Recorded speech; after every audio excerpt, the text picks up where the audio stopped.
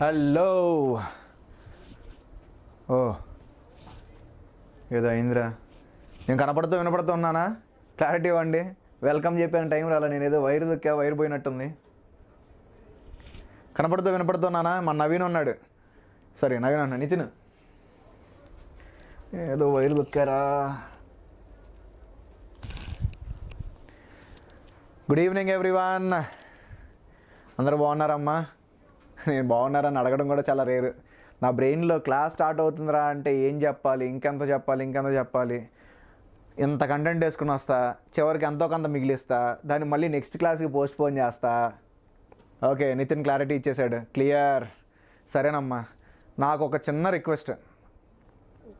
మీలో ఎంతమంది రేపటి కోసం సిరీస్ ఫాలో అవుతున్నారో నాకు తెలియదు.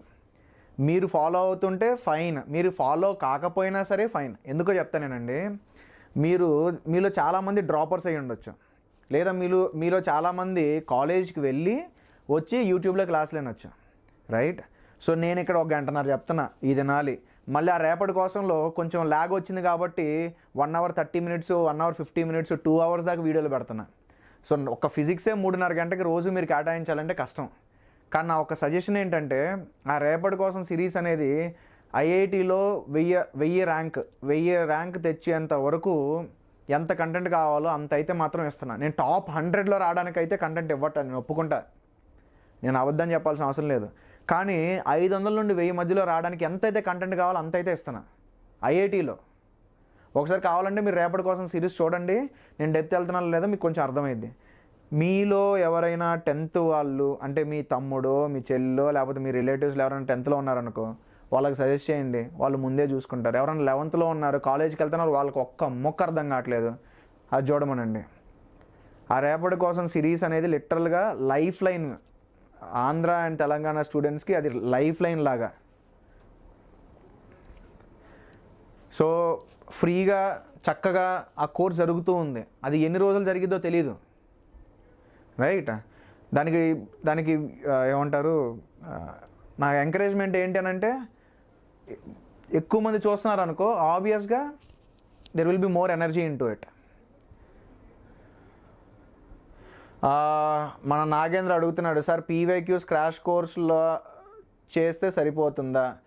అమ్మా, నువ్వు లాస్ట్ ఒక 7-8 years పీవైక్యూస్ తీసుకున్నావంటే అయ్యే నీకు ఒక చాప్టర్కి అయ్యే ఒక నీకు 100 questions పైన వచ్చేస్తాయి అమ్మా.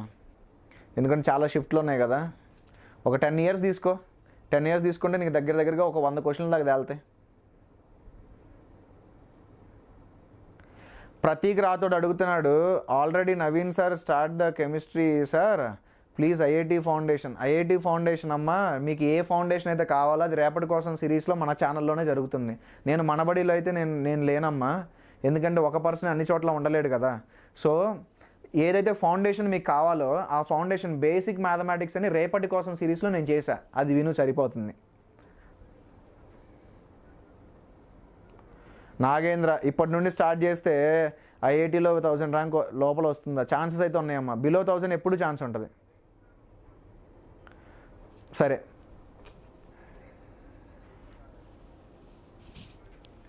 అయితే రేపు ఈ హై వెయిటేజ్ చాప్టర్స్ ఉంది కదా, ఈ హై వెయిటేజ్ చాప్టర్స్ రేపు చేద్దామని అనుకుంటా ఉన్నా. చాలామంది అడుగుతున్నారు కాబట్టి షార్ట్ నోట్స్ అంటా ఉన్నారు కొంతమంది. ఆ షార్ట్ నోట్స్కి ఆల్రెడీ నిన్న మన కిరణ్ సార్ వీడియో చేశాడు కదా, సో ఇంక నేను చేయడం వేస్ట్. ఏంటి అశోక్, నాకు అర్థం కాలే సార్. కేఆర్డి మేడం కూడా ఉన్నారు కదా, దేనికమ్మా? అంటే దేని గురించి నువ్వు అడుగుతున్నావు? సరే, మనం ముందుకు వెళ్తాం అందాం, స్టార్ట్ చేద్దాం.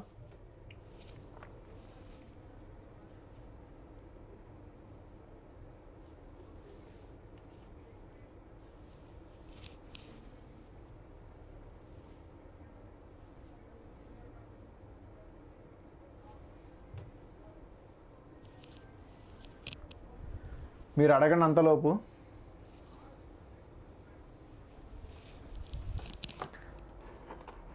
ఓకే,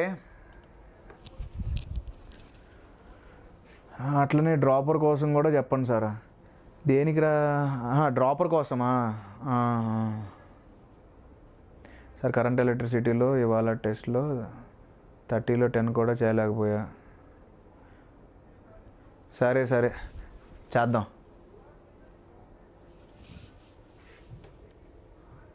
సరేనమ్మా. ఫస్ట్ ఆఫ్ ఆల్ నేను మరీ లో లెవెల్లో ఉండి చెప్పాల్సిన అవసరం లేదు, ఎందుకంటే ఈ కరెంట్ అనే చాప్టర్ ఏదైతే ఉండిద్దో, ఈ కరెంట్ ఎలక్ట్రిసిటీ చాప్టర్ మీకు అప్ టు 10th స్టాండర్డ్ కూడా కొంచెం టచ్ అవుతూ ఉండిద్ది. సో నేను కొంచెం ఏమంటారు, థియరీని కొంచెం ఫాస్ట్ చేసి ఎక్కువ క్వశ్చన్స్ వేస్తా. ఎక్కువ క్వశ్చన్స్తో మీకు ఇంకా బాగా అర్థమయ్యేటట్టుగా చేస్తా. ఏ పార్ట్స్ అయితే మీకు లోవర్ స్టాండర్డ్స్లో ఉండవో అవి మాత్రం కొంచెం స్లోగా నీట్గా ఎక్స్ప్లెయిన్ చేస్తా. ఫర్ ఎగ్జాంపుల్ డ్రిఫ్ట్ వెలాసిటీ ఇట్లాంటివి ఉంటాయి, అవన్నీ మీకు ఉండవు అనమాట లోవర్ స్టాండర్డ్స్లో. అవి మాత్రం కొంచెం టైం స్పెండ్ చేసి, మిగతావి మాత్రం అంటే V = IR ఇలాంటివి ఉంటాయి కదా, అవి కొంచెం ఫాస్ట్గా వెళ్తానమ్మా. సరే, కరెంట్ ఏంటి? Rate of flow of charge. Rate of flow of చార్జ్ని కరెంట్ అంటారు, రైట్? అండ్ వీళ్ళు కరెంట్కి డైరెక్షన్ డిసైడ్ చేసే టైంకి చార్జ్ క్యారియర్స్ ఆర్ కరెంట్ అనేది ఎలక్ట్రాన్ మూవ్మెంట్ వల్ల అని తెలియదమ్మా. సో అప్పట్లో ఏమన్నారంటే current is rate of flow of charge అని. డైరెక్షన్ ఆఫ్ కరెంట్ ఏదైతే ఉందో, డైరెక్షన్ ఆఫ్ కరెంట్ ఏమన్నారంటే same as direction of movement of positive charge అన్నారు. కానీ తర్వాత చార్జ్ క్యారియర్స్ ఎలక్ట్రాన్స్ అని తెలిసింది, అంటే మూవ్ అయ్యే చార్జ్ ఎలక్ట్రాన్స్ అని తెలిసింది. సో ఇట్ ఈస్ అప్పటికే ఆల్రెడీ డిసైడ్ చేస్తున్నారు కాబట్టి it is opposite to the movement of electrons అని చెప్పారు. యాక్చువల్గా మొత్తం చేంజ్ చేయాల్సిన అవసరం రాలేదు. అంటే నువ్వు ఛార్జ్ క్యారియర్ని పాజిటివ్ ఛార్జ్ అని తీసుకున్నా, ఛార్జ్ క్యారియర్ని నెగిటివ్ ఛార్జ్ అని తీసుకున్నా, నీకు అల్టిమేట్గా వచ్చే ఆన్సర్ సేమ్ అవడం వల్ల వీళ్ళు పెద్దగా ఇంపార్టెన్స్ ఇవ్వలేదు. పెద్దగా ఇంపార్టెన్స్ అంటే తర్వాత బుక్స్లో చేంజ్ చేయడానికి అంతగా ఇంపార్టెన్స్ ఇవ్వాల. Electrons are charge carriers. అయితే ఒకటి గుర్తుపెట్టుకో, JEE అడ్వాన్స్లో మాత్రం కరెంట్ మీద ఏదైనా క్వశ్చన్ అడుగుతున్నాడు వేరే చాప్టర్స్లో, like force acting on the current carrying wire ఇట్లా మాట్లాడాడు అనుకో, you better always keep in mind charge carriers ఏంటి అని అంటే electrons are the charge carriers. So current పైకి ఉందనంటే ఎలక్ట్రాన్స్ కిందకి వెళ్తున్నాయి అన్నట్టుగా తీసుకో, రైట్? సో ఎప్పుడైనా సరే నువ్వు మైక్రోస్కోపిక్ లెవెల్లోకి వెళ్ళి ఏంట్రా బాబు కరెంట్కి కాంట్రిబ్యూట్ చేస్తున్నానంటే ఎలక్ట్రాన్ మూవ్మెంట్ అనే తీసుకో. సో 1 or 2 times JEE అడ్వాన్స్లో దాన్ని టచ్ చేశాడమ్మా. సో నువ్వు ఛార్జ్ క్యారియర్స్ పాజిటివ్ ఛార్జ్ అని తీసుకున్నావు అనుకో, ఒక ఆన్సర్ వస్తుంది. ఛార్జ్ క్యారియర్స్ ఎలక్ట్రాన్స్ అని తీసుకుంటే నీకు ఒక ఆన్సర్ వచ్చింది. సో ఎప్పుడైనా గుర్తుపెట్టుకో, ఇక్కడ నుండి ఎప్పుడైనా కానీ JEE అడ్వాన్స్లో కానీ JEE మెయిన్స్లో కానీ ఏ ఎగ్జామినేషన్లో అయినా కానీ నువ్వు మైక్రోస్కోపిక్ లెవెల్లో వెళ్ళి, అంటే వైర్ లోపలికి వెళ్ళి ఏం కదులుతుంది అనేది మాట్లాడాల్సి వస్తే మాత్రం ఖచ్చితంగా ఎలక్ట్రానే కదులుతున్నట్టుగా తీసుకో. ఓకే, క్వశ్చన్ దాని మీద ఏంటమ్మా? The electric current through a wire varies with time as. Current అంటే చేంజ్ అవుతుందంట. ఎలాగా? I0 + βT లాగా చేంజ్ అవుతుంట. Where I0 is 20 ampere, beta is 3 amps per second. Okay, the amount of electric charge crossed through a section of the wire is 20 seconds. The amount of electric charge crossed through a section of wire in 20 seconds. Charge అడుగుతున్నాడు, current ఇచ్చాడు. సరే, I ఏంటమ్మా? I0 + βT అన్నాడు. I0 ఎంత? 20. Beta ఎంత? 3 × T. So ఐని నువ్వు ఏమని రాయొచ్చు? dQ/dt అని రాయొచ్చు, which is going to B 20 + 3T. So dQ is going to be what? 20 dt + 3T dt. ఇలా రాయొచ్చుగా. వాడు ఏం అడుగుతున్నాడు? ఛార్జ్. ఏ టైంలో? 20 seconds టైంలో. ఓకే, 0 to 20 seconds టైంలో, 0 to 20 seconds టైంలో. సో నువ్వు dQని ఏమని రాయొచ్చమ్మా? Q అని రాయొచ్చు. Integration of dQ is Q. Limits ఇది. 20 అనేది కాన్స్టెంట్ కదా, బయటికి తీసేయి. అప్పుడు ఇంటిగ్రల్ dt అవుతుంది. What is integral dt? T.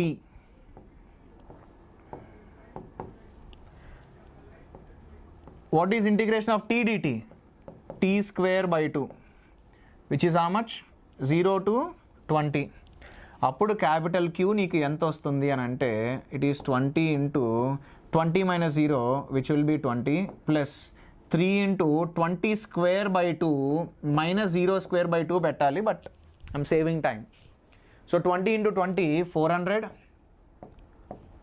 Plus 20 square by 2 ఎంత, 20 స్క్వేర్ 400, 400 బై 2 ఎంత 200, 200 ఇంటూ 3 ఎంత 600.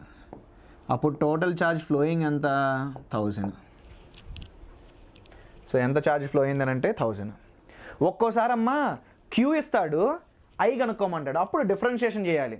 ఒక్కోసారి కరెంట్ ఇస్తాడు, క్యూ కనుక్కోమంటాడు, అప్పుడు ఇంటిగ్రేషన్ చేయాలి. Very good Santosh.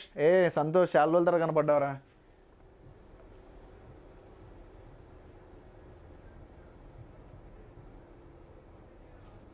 ఓకే సరే, కరెంటు కరెంటు కరెంట్ అని మాట్లాడుకుంటున్నాం కదా, అసలు ఆ కరెంట్ ఎలా ఫ్లో అయ్యింది సార్? ఛార్జ్ క్యారియర్స్ ఏం చెప్పా, ఎలక్ట్రాన్స్ అని చెప్పా. అయితే నువ్వు ఎప్పుడైతే ఇదిగో ఇదొక వైర్ తీసుకో, మీకు అర్థం కావడానికి కొంచెం పెద్దగా బండగా గీస్తున్నా, కొంచెం పెద్దగా బండగా గీస్తున్నా మీకు అర్థం కావడానికి. ఇది వైర్. ఇందులో నేను ఒక ఎలక్ట్రాన్ని తీసుకుంటానమ్మా. ఈ ఎలక్ట్రాన్ అనేది కదలకుండా ఒకే చోట ఉంటుందా అంటే ఉండదు. మనం మాట్లాడుతున్న కండక్టింగ్ వైర్ ఏదైతే ఉందో దానికి కొంచెం టెంపరేచర్ ఉంటుంది. ఆ కండక్టింగ్ వైర్కి ఒక టెంపరేచర్ ఉంటుంది. ఆ టెంపరేచర్ వల్ల ఈ ఎలక్ట్రాన్ ఏదైతే నేను మాట్లాడుతున్నానో దానికి థర్మల్ కైనెటిక్ ఎనర్జీ ఉండిద్దిరా. థర్మల్ కైనెటిక్ ఎనర్జీ అంటే ఏం లేదు, it will have some velocity because of the temperature. Velocity ఉంది కాబట్టి మరి కైనెటిక్ ఎనర్జీ కూడా ఉండేది కదా. అంటే ఈ ఎలక్ట్రాన్ ఏదైతే ఉందో అది కదులుతూ ఉంటుంది. Because of thermal kinetic energy it will be moving. So అలాగా మనకి చాలా ఎలక్ట్రాన్స్ ఉంటాయి కదా మరి కండక్టర్లో. మరి అన్ని ఎలక్ట్రాన్స్ కదులుతూ ఉంటే మరి అవి కొట్టుకుంటాయి కదా, అంటే కొలైడ్ అవుతాయి కదా.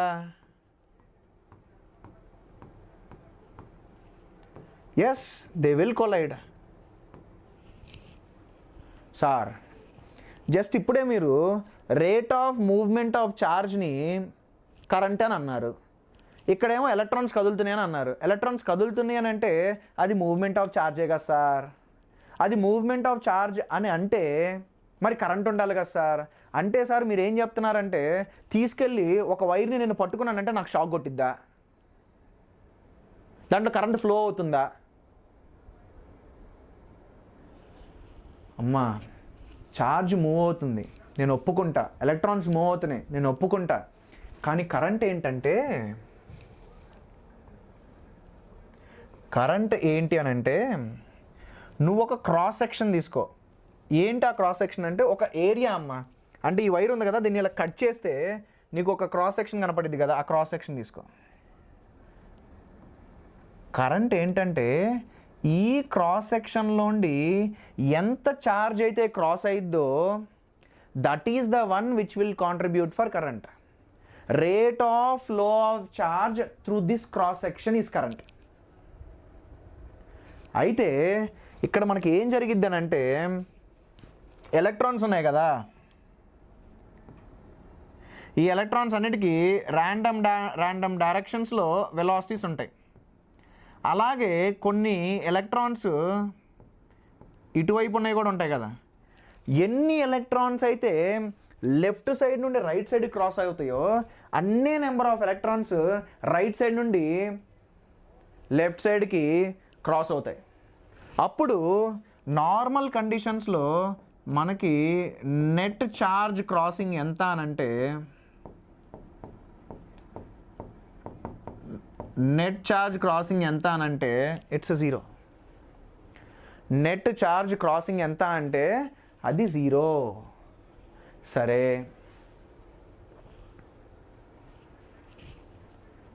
మరి ఎలాంటి పాత్ సార్? ఇదిగో ఈ ఎలక్ట్రాన్ తీసుకో, మన వీడున్నాడు కదా, వీడు ర్యాండమ్గా మూవ్ అవుతున్నాడు కదా. సరే, వెళ్ళి దీన్ని కొట్టాడు, వెళ్ళి దీంతో కొలైడ్ అయ్యాడు. సో దాంతో కొలైడ్ అవ్వగానే వాడి పాత్ చేంజ్ అయింది, డైరెక్షన్ చేంజ్ అయింది. మళ్ళీ వెళ్ళి దీన్ని కొట్టాడు, మళ్ళీ వెళ్ళి దీన్ని కొట్టాడు, దీన్ని కొట్టాడు, దీంతో కొలైడ్ అయ్యాడు, దీంతో కొలైడ్ అయ్యాడు. అలా ఒక ర్యాండమ్ పాత్ అమ్మ. ఎలక్ట్రాన్ అనేది కండక్టర్లో మూవ్ అయ్యేటప్పుడు అదొక జిగ్జాగ్ పాత్లో మూవ్ అవుతూ ఉంటుంది. And one more thing, what will be the net velocity of all these electrons? u1 bar is the velocity of first electron, u2 bar is the velocity of second electron, u3 bar is the velocity of third electron. అలా మనం వాటన్నిటి వెలాసిటీస్ని add చేస్తే అది 0 రావాలి ఖచ్చితంగా. For example నువ్వు ఉన్న room తీసుకో, నువ్వు ఉన్న రూమ్లో ఎలక్ట్రాన్స్ ఉన్నాయని తీసుకో.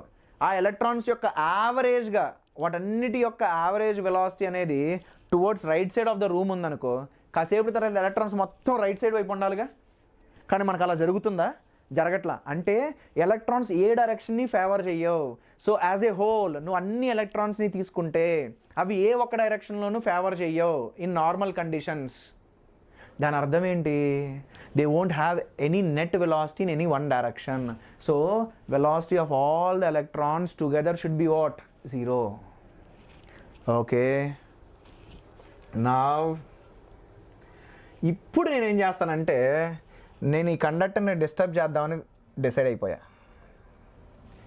సో ఈ కండక్టర్ ఏదైతే ఉందో దీని ఎండ్స్లో నేను పొటెన్షియల్ డిఫరెన్స్ మెయింటైన్ చేస్తానమ్మా with the help of A battery. మరీ బేసిక్స్ నుండి చెప్పాల్సిన అవసరం లేదు కాబట్టి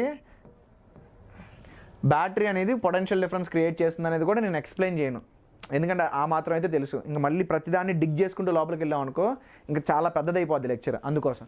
సో ఇప్పుడు ఏం చేసిద్దమ్మా, ఈ బ్యాటరీ ఏదైతే ఉందో ఈ బ్యాటరీ పొటెన్షియల్ డిఫరెన్స్ మెయింటైన్ చేయాలి అంటే, పొటెన్షియల్ డిఫరెన్స్ ఉండాలంటే ఎలక్ట్రిక్ ఫీల్డ్ ఉండాలిగా.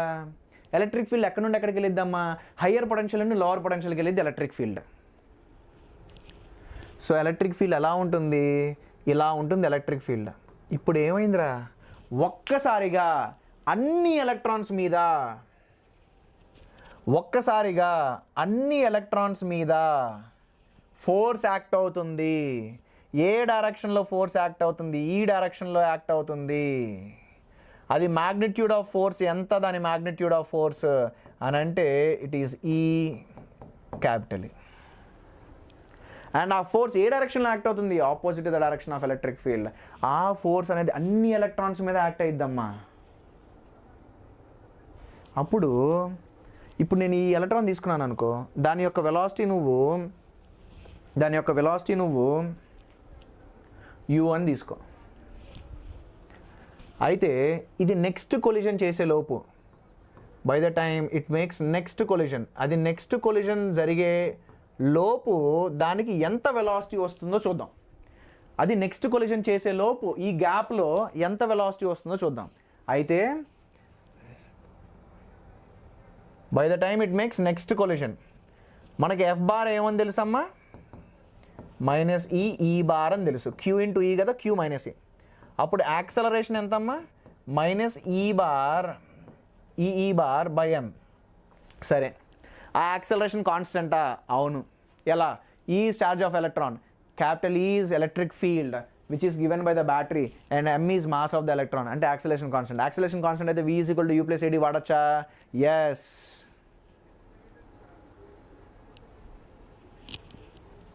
So v1 bar is equal to u1 bar minus acceleration కదా into t1. What is t1? Time for the first electron to make the next collision. అయితే అమ్మ ఈ electron next immediate collision make చేయడానికి t1 time.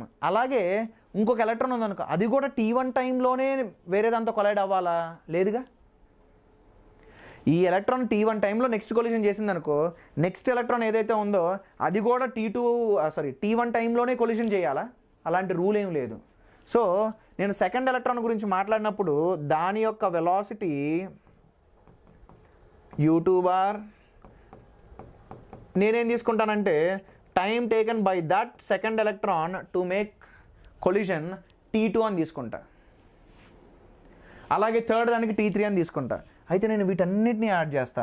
v1 bar plus v2 bar plus v3 bar and so on నేను తీసుకున్నాను అనుకో, u1లు అన్నీ add చేసేయచ్చు అమ్మ, యూలు u1 బారు u2 బారు వీటన్నిటిని యాడ్ చేసేయచ్చు. అయితే మైనస్ ఈ బార్ బై ఎమ్ను కూడా నువ్వు కామన్ తీస్తే అప్పుడు నీకు t1 plus t2 and so on.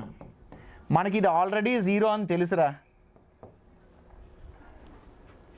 So v1 bar plus v2 bar plus v3 bar and so on. This is some of all the velocities of the particle. A particle అది? Electron. అది ఎంత వస్తుంది?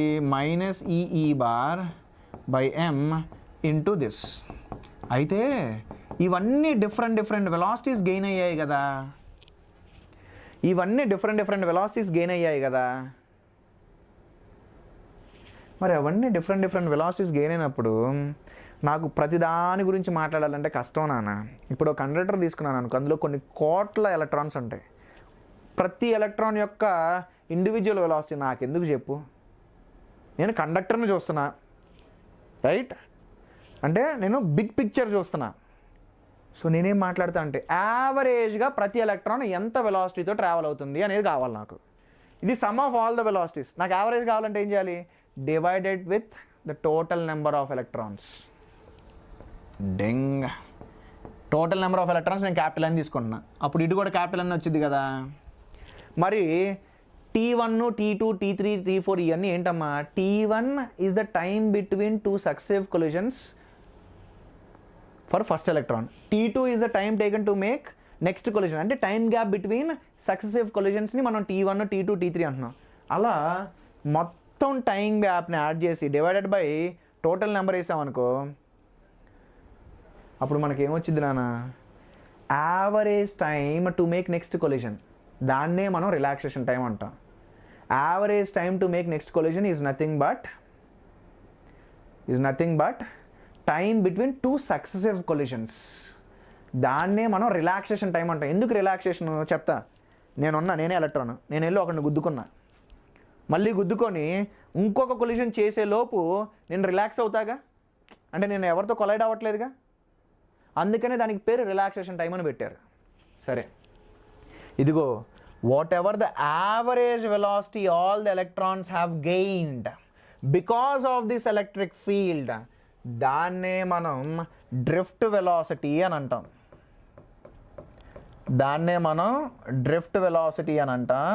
And that drift velocity is going to be minus E bar by M into tau. What is tau? It's called as relaxation time. Relaxation time ఏంటన్నా? That is the time between two successive collisions. యావరేజ్గా అంత time per electron. So నువ్వు గమనించావంటే drift velocity అనేది చాలా చిన్నది. అది నాకు ఎలా తెలుస్తుంది అని అంటే, ఇదిగో ఇక్కడ చూడు, ఛార్జ్ ఆఫ్ ఎలక్ట్రాన్ ఏమో 10 to the power minus 19, mass of electron ఏమో 10 to the power minus 31, denominator is big. So in reality, in general నువ్వు గమనించావనంటే drift velocity will be in the order of 10 to the power minus 4 meters per second ఉంటుందమ్మా. అంటే చాలా చిన్నగా కదులుతూ ఉంటాయి electrons. So కొంతమంది అనుకుంటారనమాట, సార్ ఎలక్ట్రాన్స్ చాలా చిన్నగా కదులుతూ ఉంటే స్విచ్ చేయగానే బల్బ్ ఎట్లా వెలిగిద్ది సార్? బల్బుకి కావాల్సింది మూవ్మెంట్ ఆఫ్ ఛార్జ్. ఒకటి గుర్తుపెట్టుకో, ఇదిగో ఇది నువ్వు బల్బు తీసుకున్నావు అనుకో, ఈ బల్బుకి మూవ్మెంట్ ఆఫ్ ఛార్జ్ కావాలి అంతే. అంతేగాని ఈ బ్యాటరీ నుండి వచ్చే ఎలక్ట్రాన్ ఎప్పుడైతే బల్బులోండి పాస్ అవుతుందో అప్పుడు కాదు బల్బు వెలిగేది.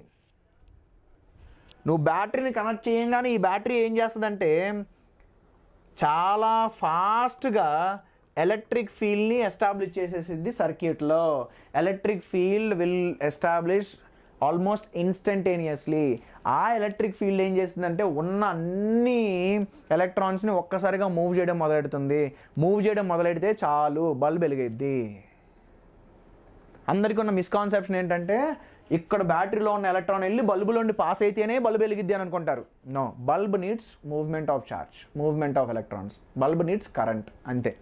సరేనమ్మా, ఇదంతా బాగానే ఉంది, రైట్. సార్ మీరు డ్రిఫ్ట్ వెలాసిటీ చెప్పారు, నాకు కరెంట్ కావాలి సార్. సరే, దాన్ని నేను డెరైవ్ చేయట్లేదమ్మా, చెప్పా కదా. ఇక్కడ మీకు ఇంకా ఇప్పటికే అసలు మీరు కరెంట్ ఎలా ఫ్లో అవుతుందంటే ఈ పాటికి మీకు విజువలైజేషన్ వచ్చేసింది. అదే నా ధ్యేయం, నా ఎయిమ్ ఏంటంటే మీకు ఆ బేసిక్ విజువలైజేషన్ డెవలప్ చేయడం. కరెంట్ ఏంటి అని అంటే, current is going to B NEAVD, where N is number of electrons per unit volume అమ్మా.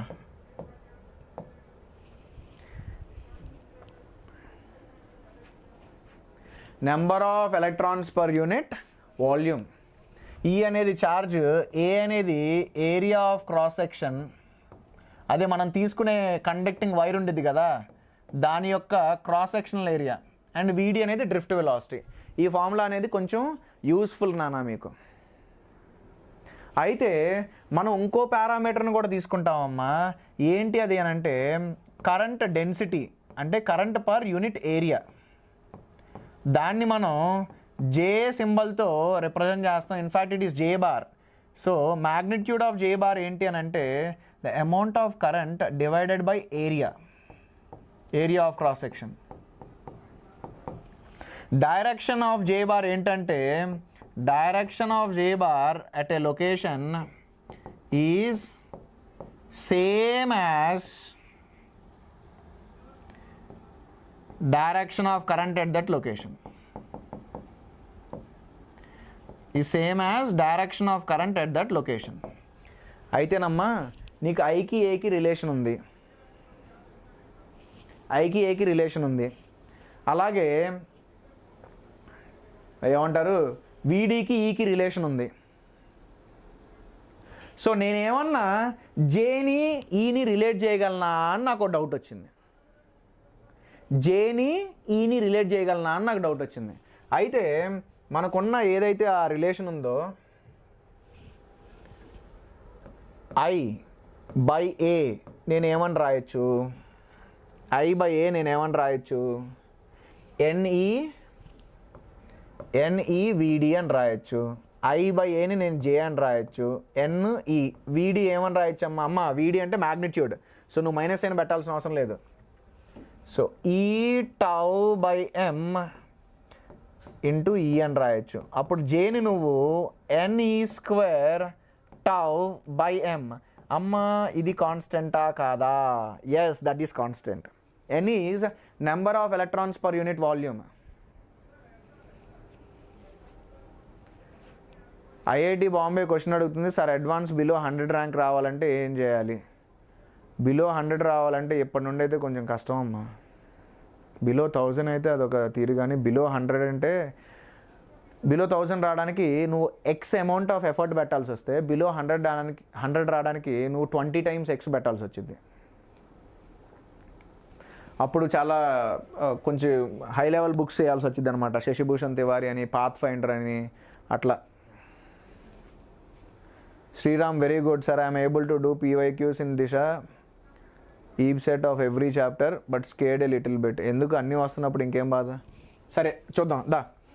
N అనేది కాన్స్టెంట్, E అనేది charge of electron constant, tau అనేది రిలాక్సేషన్ టైం అది కూడా constant, for a particular temperature అది కాన్స్టెంట్, M అనేది కూడా constant. ఆ కాన్స్టెంట్ నేను ఒక సింబల్తో రిప్లేస్ చేద్దాం అనుకుంటున్నా. ఏంటి ఆ సింబల్ అని అంటే sigma. This is called conductivity.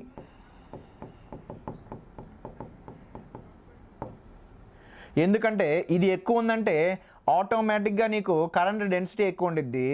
So ఈ కాన్స్టెంట్ ఎక్కువ ఉంటే నీకు కండక్టివిటీ ఎక్కువ ఉంది. ఎక్కువ కరెంట్ ఉందనుకో, ఎక్కువ కరెంట్ ఫ్లో అవుతూ ఉంటే ఎక్కువ కండక్ట్ చేస్తుంది ఆ బాడీ అని.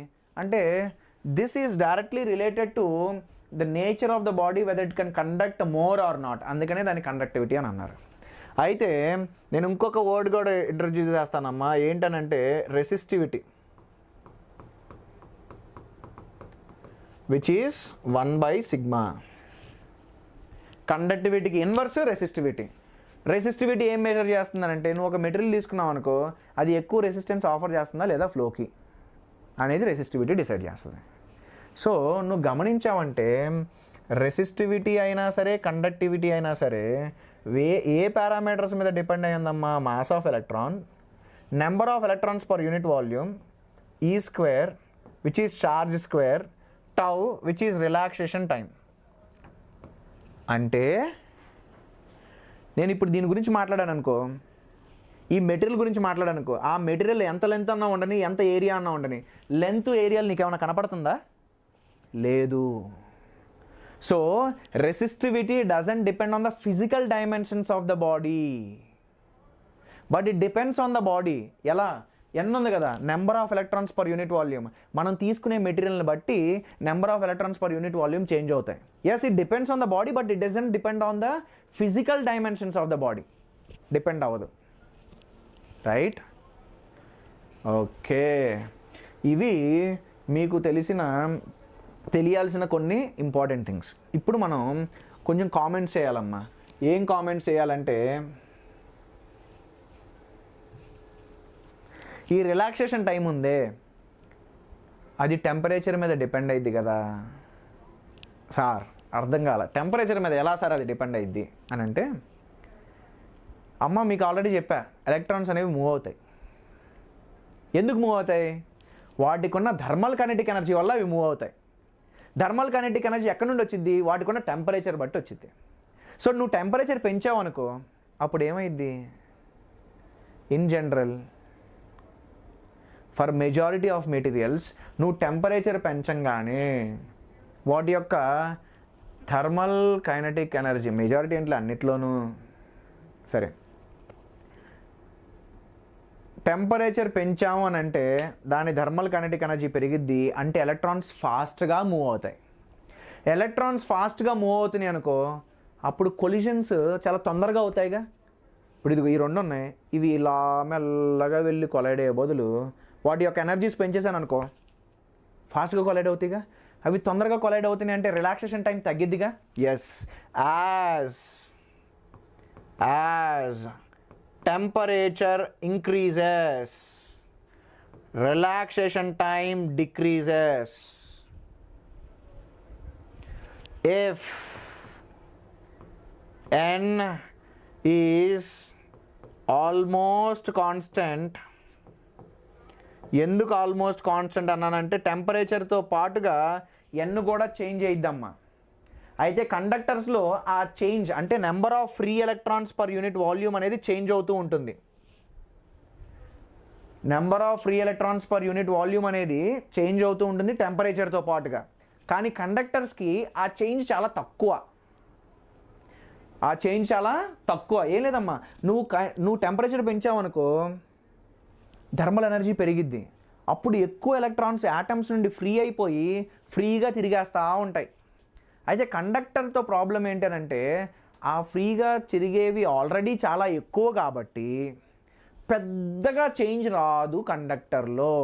సో ఆ టైంలో నీకు రో ఏదైతే ఉందో ఏమవుతుందమ్మా, నువ్వు టెంపరేచర్ ఇంక్రీజ్ చేస్తే as temperature increases relaxation time decreases, so resistivity increases, conductivity decreases.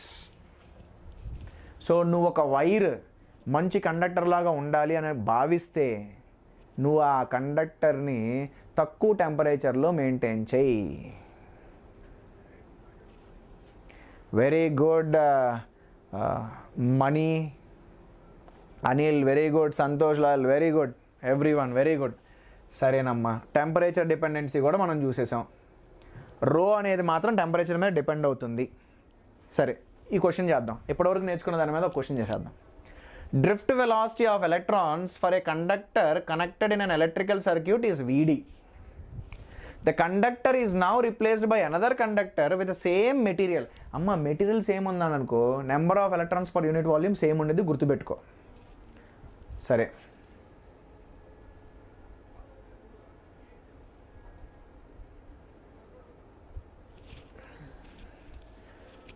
ఏమన్నాడు? Same length but double the area of cross section. Length ఏమో సేమ్ అంట, area of cross section double చేశాడంట. The applied voltage remains same, the new drift velocity of electrons will be. దీనికి మనం drift velocities గురించి మాట్లాడాలి అని అంటే drift velocity ఏంటి నానా? మైనస్ స్మాల్ ఈ టౌ బై ఎం ఇంటూ ఈ బార్ కదా, ఇది కదా డ్రిఫ్ట్ వెలాసిటీ. అందులో నువ్వు కరెక్ట్గా గమనించావంటే డ్రిఫ్ట్ వెలాసిటీ దేని మీద డిపెండ్ అవుతుందనంటే టెంపరేచర్ మీద డిపెండ్ అవుతుంది. ఎందుకు? టెంపరేచర్ పెరిగితే రిలాక్సేషన్ టైం తగ్గిద్ది. కానీ ఈ ఏంటి నాన్న? Charge of electron. టెంపరేచర్ ఏదైనా కానీ ఛార్జ్ ఆఫ్ ఎలక్ట్రాన్ సేమ్గా, మాస్ ఆఫ్ ఎలక్ట్రాన్ సేమ్గా. అసలు ఈ రెండు అయితే ఎప్పటికీ చేంజ్ అవ్వరా, ఎప్పటికీ ఇవి చేంజ్ అవ్వవు. ఈ క్వశ్చన్లో వాడు టెంపరేచర్ గురించి మాట్లాడట్లేదు అంటే temperature is also kept constant అయిపోయింది. ఇప్పుడు మనం డ్రిఫ్ట్ వెలాసిటీ దేని మీద డిపెండ్ అవుతుందంటే ఓన్లీ ఎలక్ట్రిక్ ఫీల్డ్ మీద డిపెండ్ అవుతుంది. అయితే ఏం చేశాడు నాన్న? ఏం చేశాడు చెప్పు? ఇదిగో ఇది ఉన్నిందంట, ఏది ఒక ఎల్ లెంత్ ఉంటే ఏరియా ఆఫ్ క్రాస్ సెక్షన్ ఏమో డబల్ చేశాడంట, ఏరియా ఆఫ్ క్రాస్ సెక్షన్ని డబల్ చేశాడంట. కానీ లెంత్ మాత్రం యాజ్ ఇట్ ఈజే పెట్టాడంట, సేమ్ వోల్టేజ్ కూడా పెట్టాడంట. నానా సేమ్ వోల్టేజ్ సేమ్ లెంత్ అయినప్పుడు ఎలక్ట్రిక్ ఫీల్డ్ కూడా సేమ్ కదా. ఎందుకు? DV is minus E dot DR or DL ఏదైనా రాసుకో కదా. నీకు చేంజ్ ఇన్ పొటెన్షియల్ అంటే చేంజ్ ఇన్ డివి సేమ్. ఎంత డిస్టెన్స్ మూవ్ అవుతున్నావు? ఎల్ డిస్టెన్స్ మూవ్ అవుతున్నావు అంటే డివిలు డిఆర్లు సేమ్ అయినప్పుడు మరి ఈ కూడా సేమే రావాలి కదా, ఈ కూడా సేమే రావాలి కదా. నేను ఇప్పుడు ఇందులో ఉన్న ఎలక్ట్రిక్ ఫీల్డ్ నేను ఒక ఈ తీసుకున్నాను అనుకో, ఇందులో ఉన్న ఎలక్ట్రిక్ ఫీల్డ్ ఈ తీసుకున్నాను అనుకో, ఇప్పుడు చెప్పమ్మా పొటెన్షియల్ డిఫరెన్స్ ఏంటి? నువ్వు ఇక్కడ నుండి ఇక్కడికి వెళ్ళావంటే హైయర్ పొటెన్షియల్ నుండి లోవర్ పొటెన్షియల్కి వెళ్ళావు. సో నీకు టోటల్ పొటెన్షియల్ డిఫరెన్స్ ఏదైతే ఉందో అది వి ఎంత వస్తుందమ్మా? ఈ ఇంటూ ఎల్ వస్తుంది నువ్వు ఇంటిగ్రేషన్ చేస్తే. అప్పుడు ఈ ఎంతమ్మా? వి బై ఎల్. ఇక్కడ కూడా అదే కదా. ఇక్కడ ఎలక్ట్రిక్ ఫీల్డ్ ఎంత అంటే voltage same voltage, length same. So ఇక్కడ ఎలక్ట్రిక్ ఫీల్డ్, ఇక్కడ ఎలక్ట్రిక్ ఫీల్డ్ సేమ్. అప్పుడు ఇది కూడా సేమ్ అయినప్పుడు డ్రిఫ్ట్ వెలాసిటీ కూడా సేమ్ ఉండాలి. అంటే ఆన్సర్ ఏమవ్వాలి? వీడి అవ్వాలి. Very good money Murahari. అరే మురహరి నువ్వు కూడా చాలా ఫ్రీక్వెంట్గా ఉంటావురా నా క్లాస్లో. గీత వెరీ గుడ్ అమ్మా. ఇంకొక question. In the given figure, a battery of EMF capital E is connected across a conductor PQ of length I. Sare. And different area of cross sections having radii R1 and R2. R1 and R2. ఏమన్నాడు? R2 is less than R1. అది నీట్గా బొమ్మలు అర్థమైపోతుందిగా మనకి, నీట్గా బొమ్మలు అర్థమైపోతుందిగా. సరే, ఇప్పుడు మనం ఒక బ్యాటరీ గురించి మాట్లాడామనుకో, ఒక బ్యాటరీ గురించి మనం మాట్లాడితే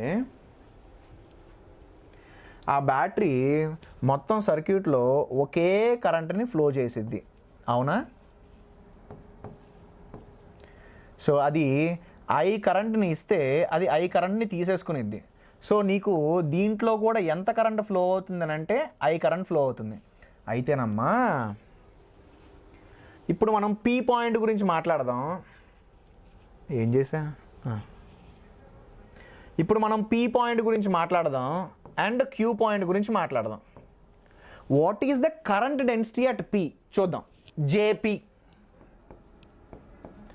is current by area over there.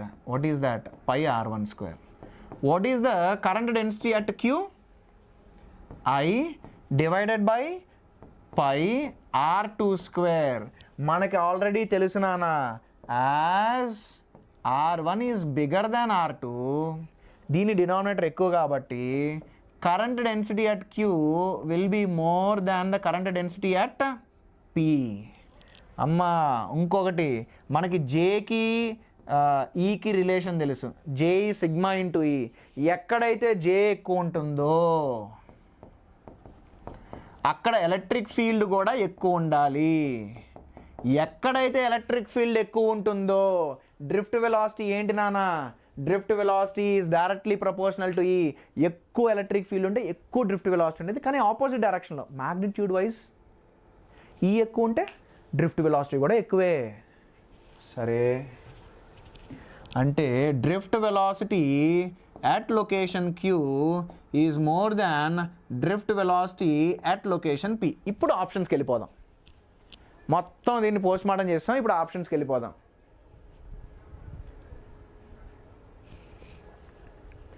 Drift velocity of electron increases. ఏమైందిరా, ఇంక్రీజ్ అయిందిగా. పీ నుండి క్యూకి వెళ్ళావు అనుకో, నీకేమవుతుంది, drift velocity at Q is more than drift velocity at P. So drift velocity పెరిగింది. సో ఇది కరెక్టే. నెక్స్ట్, ఎలక్ట్రిక్ ఫీల్డ్ డిక్రీజెస్ అంట. ఎక్కడ్రా, electric field at Q is more than electric field at P. Electric field కూడా increase అవుతుంది అంటే ఇది తప్పు. Electron current decreases. ఓరి బాబోయ్, ఇది ఇంకా అంతకన్నా ఘోరమైంది అది. బ్యాటరీ ఎంత కరెంట్ ఇస్తే అంత కరెంట్ తీసేసుకునేది. ఒకవేళ అది ఇచ్చిన కరెంట్ తీసుకోలేకపోతే అది కరెంట్ ఇవ్వదు. That's how the mechanism inside the battery will be. ఎంత కరెంట్ ఇస్తే అంత కరెంట్ని తీసుకునేది. So the current that will be crossing each and every layer of this will be same, I మాత్రమే. అంటే ఇది కూడా తప్పు, ఆల్ ఆఫ్ దీస్ కూడా తప్పు. ఆబ్వియస్గా ఆన్సర్ ఏంటమ్మా, ఏ.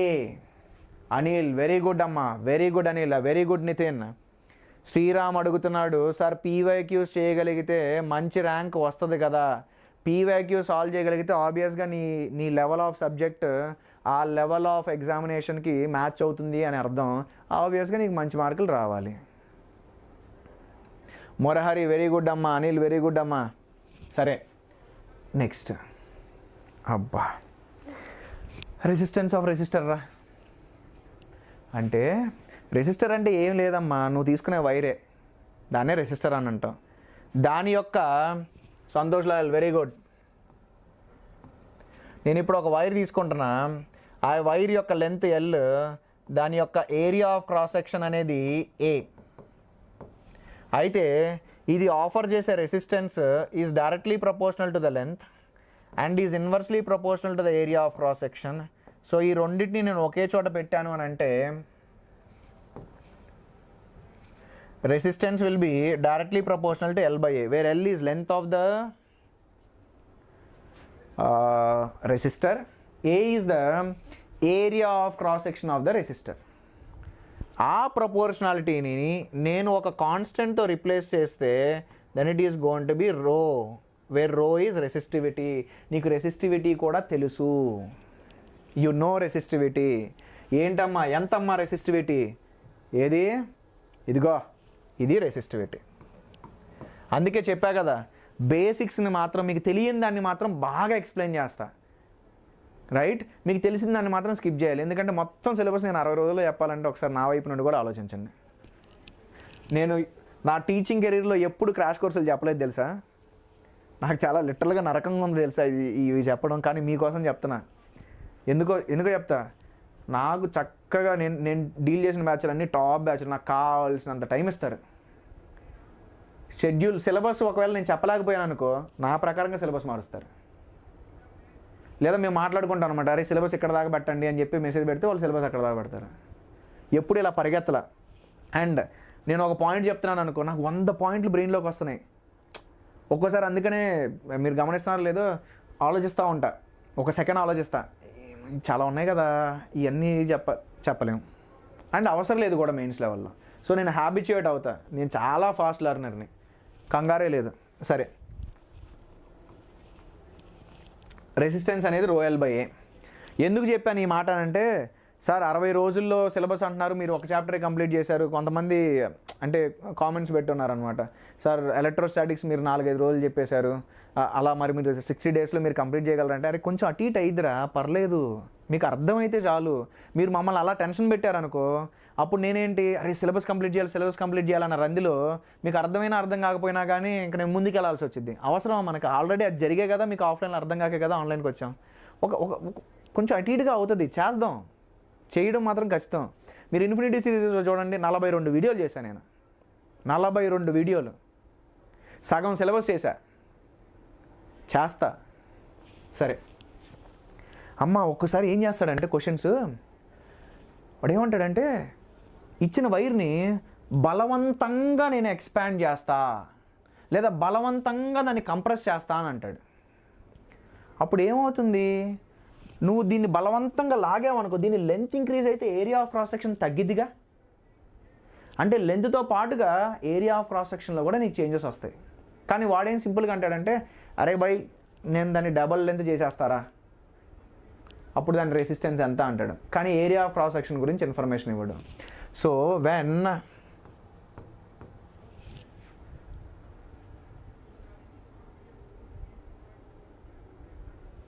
when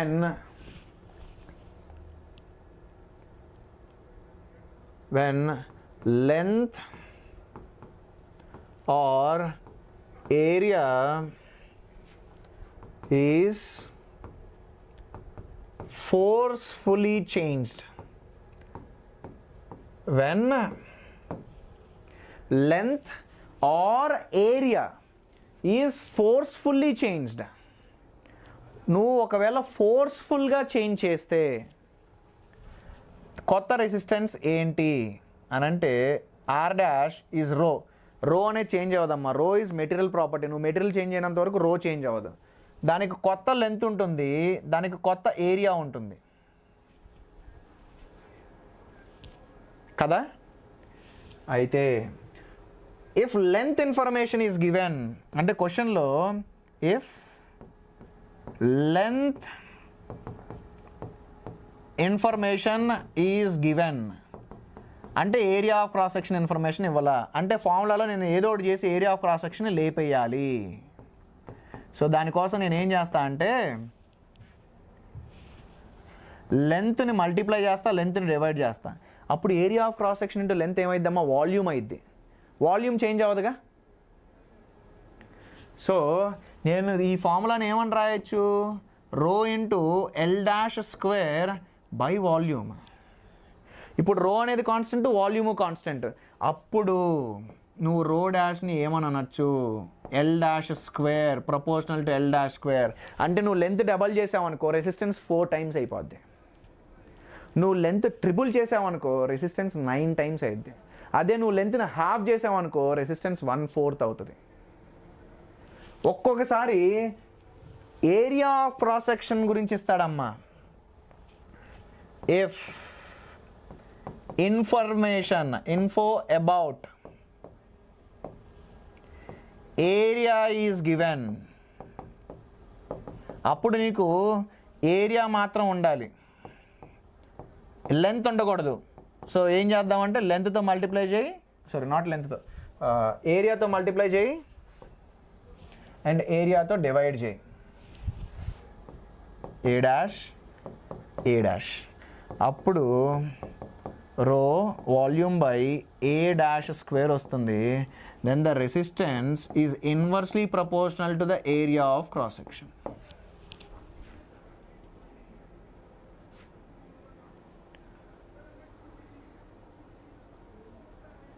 ఓకే సరే.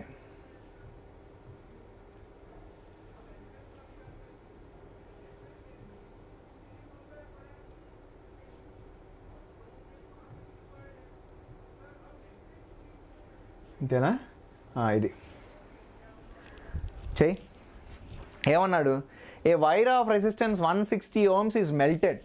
ఇక్కడ ఫోర్స్ అప్లై చేసి దాన్ని ఏం చేయాల, కానీ అంతకన్నా ఘోరం చేసి పడేశాడు, కరిగించి పడేశాడు దాన్ని.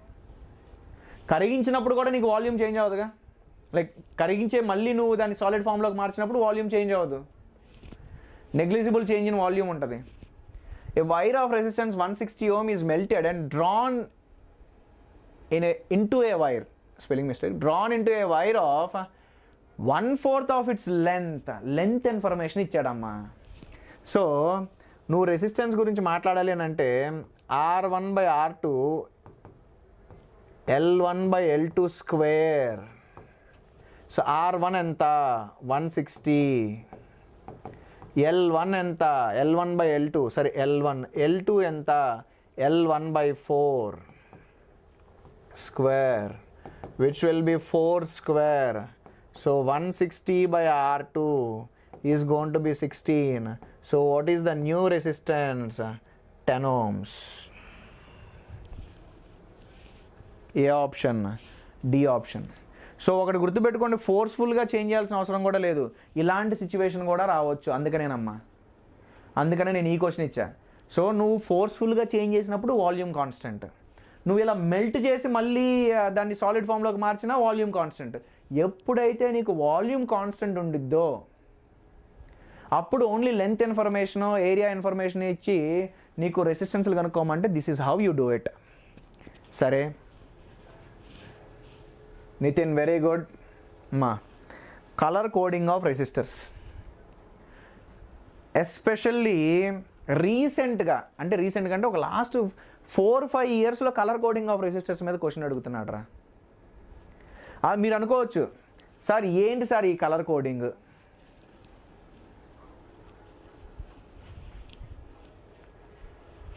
ఏంటి సార్ కలర్ కోడింగ్? ఎందుకు సార్ ఈ కలర్ కోడింగ్ అవసరం అంటే, పాతకాలంలో ఫర్ ఎగ్జాంపుల్ వాడు ఈ రెసిస్టర్ ఉంది కదా, ఆ రెసిస్టర్ యొక్క రెసిస్టెన్స్ లెట్స్ సే 60 ohms అని అనుకుందాం 60 ohms అని అనుకుందాం. అయితే ఆ 60 ohmsని ఎక్కడన్నా ప్రింట్ చేశాడు అనుకో, ల్యాబ్లో పెట్టాం, మనం వాడుతూ ఉన్నాం. వాడే కొద్దీ ఒక పాయింట్ ఆఫ్ టైంలో ఏమైందంటే ఆ పెయింట్ పోయింది, ఆ 6 అనే నెంబర్ పోయింది. మనం ఏం చేసామంటే ఆ రెసిస్టర్ని వేరే రెసిస్టర్స్తో కలిపి పడేసాం. ఇప్పుడు దాన్ని బయటికి తీయంగానే 0 ohm అని కనపడుతుంది, అక్కడ ఉన్న లెటర్ కనపడట్లే. మరి ప్రాబ్లం కదా, దాని రెసిస్టెన్స్ తెలియదు కదా మనకి. సో ఆ ప్రాబ్లమ్ని అవాయిడ్ చేయడానికి వాళ్ళు ఏం చేశారంటే కలర్ స్ట్రిప్స్ వేయడం మొదలెట్టారు. స్ట్రిప్ అనుకో, ఒక చోట పోయినా ఇంకొక చోట ఉండిద్ది కదా, రెడ్ స్ట్రిప్, ఇంకోటేమో బ్లూ, ఇంకొకటేమో లెట్సే ఎల్లో, ఇంకోటేమో లెట్సే గోల్డ్ లేదుగా ఇక్కడ, సరే వదిలేసే. ఇలా కలర్ స్ట్రిప్స్ వేయడం వల్ల ఏమైందంటే ఒక చోట పెయింట్ పోయినా సరే ఇంకో చోట ఉండిద్ది కాబట్టి, సో దాని యొక్క రెసిస్టెన్స్ ఏదైతే ఉందో దాన్ని ఇలా కలర్ కోడింగ్ ఇలా స్ట్రిప్స్ ఫామ్లో మనం కానీ సేల్ చేసామని అంటే లాంగర్ డ్యూరేషన్స్ ఆ రెసిస్టర్స్ అనేవి యూజ్ చేస్తారు. ఎందుకంటే they know the value of resistance rather than printing at an one location. ఒక చోట లొకేషన్ దగ్గర నువ్వు ప్రింట్ చేసావంటే ఆ ప్రింట్ పోవచ్చు. అదే ఇలా స్ట్రిప్స్లో కలర్ వేసి దానికి కోడ్ ఇచ్చావనుకో, ఆ కోడ్ బట్టి వాడే కేసు చేసేస్తాడు ఎంత రెసిస్టెన్స్ ఉంది అని. ఓకే, అయితే ఆ కలర్ కోడింగ్లో ఏంటంటే మనకి ఒక 4 స్ట్రిప్స్ ఉంటాయమ్మా. ఫస్ట్ 2 స్ట్రిప్స్ ఏమో డిజిట్స్ని మెన్షన్ చేస్తాయి, థర్డ్ది ఏమో మల్టీప్లైర్ని మెన్షన్ చేసిద్ది, ఫోర్త్ ఏమో టాలరెన్స్ని ఇచ్చిద్ది. అంటే టాలరెన్స్ ఏంటనంటే నీకు ఏదైతే రెసిస్టర్ వాడు సప్లై చేశాడో ఆ సప్లై చేసిన రెసిస్టర్ యొక్క వాల్యూ ఎగ్జాక్ట్ వాల్యూ అయి ఉండకపోవచ్చు. ఎందుకంటే వాడు ఎక్స్పెరిమెంట్ చేసి దాన్ని మెజర్ చేసి దాన్ని ప్రింట్ చేస్తాడు. సో కొంచెం అటు ఇటుగా ఉండొచ్చు. అది ఎంతవరకు అటు ఇటుగా ఉండొచ్చు అనేది నీకు టాలరెన్స్ వల్ల తెలుస్తుంది.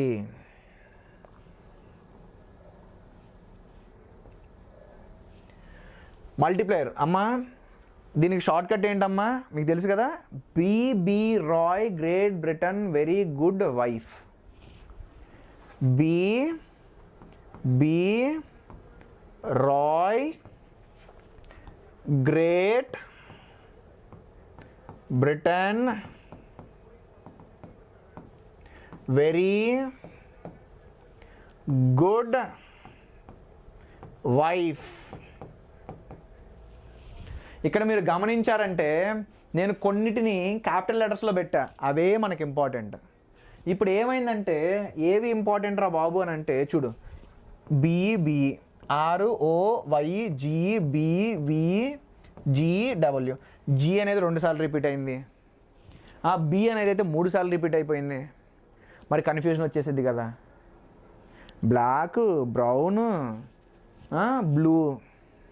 సో అలా కన్ఫ్యూజన్ రాకుండా ఉండడానికి విబ్జిఆర్లో ఉంది కదా, విబ్జిఆర్లో ఉన్న కలర్స్ అన్నీ ఒకేసారి వస్తాయమ్మా. అంటే ఫర్ ఎగ్జాంపుల్ చూడు, ఫస్ట్ బి ఏంటంటే బ్లాక్, నెక్స్ట్ బి ఏంటంటే బ్రౌన్, ఆ తర్వాత ఆర్ ఉంది, ఒకటే ఆర్ ఉంది కదా. సో అక్కడ రెడ్ స్టార్ట్ అయింది. రెడ్ స్టార్ట్ అవ్వగానే నువ్వు విబ్జిఆర్తో కంపేర్ చేయాలి కలర్ని. సో రెడ్ అయిపోయింది. రెడ్ తర్వాత నీకు ఓ వచ్చింది. విబ్జిఆర్లో ఓ ఏంటమ్మా? ఆరెంజ్. ఆ తర్వాత వై వచ్చింది. విబ్జిఆర్లో వై ఏంటమ్మా? ఎల్లో. విబ్జిఆర్లో జీ ఏంటమ్మా? గ్రీన్. విబ్జిఆర్లో బి ఏంటమ్మా? బ్లూ. విబ్జిఆర్లో వి ఏంటమ్మా? వైలెట్. ఆ తర్వాత మనకి ఇక్కడతో విబ్జిఆర్ గాడు ఎండ్ అయిపోయాడు. రెడ్తో స్టార్ట్ అయ్యి ఇక్కడతో ఎండ్ అయిపోయాడు. ఆ తర్వాత మనకి మళ్ళీ జీ వచ్చింది. జీ ఏంటంటే గ్రే. ఈ డబ్ల్యూ ఏంటంటే వైట్. రైట్. సో డిజిట్స్ ఎక్కడ నుండి స్టార్ట్ చేశాడంటే 0 నుండి స్టార్ట్ చేశాడు. 0 1 2 3 అట్లా 9 వరకు. ఆ డిజిట్స్ని మల్టిప్లయర్, ఇది 0 కదా, 10 power 0 is the multiplier. 10 to the power 1, 10 to the power 2, 10 to the power 3, 10 to the power 4, 10 to the power 5, 10 to the power 6, 10 to the power 7, 10 to the power 8, 10 to the power 9. ఏదైతే మనం ఈ tolerance గురించి మాట్లాడుతున్నామో అది only gold, silver. ఒక్కోసారి అసలు ఏ colour ఉండదమ్మా, no colour అంటే 3 కలర్లే కనపడుతున్నాయి అనుకో, దెన్ +or-20%. సార్ ఎందుకు సార్ ఇవి మాత్రమే సపరేట్గా ఇచ్చారు, వీటన్నిటిని ఒకలాగా ఇచ్చారు, వీటన్నిటిని ఒకలాగా ఇచ్చారు ఎందుకు sir? For example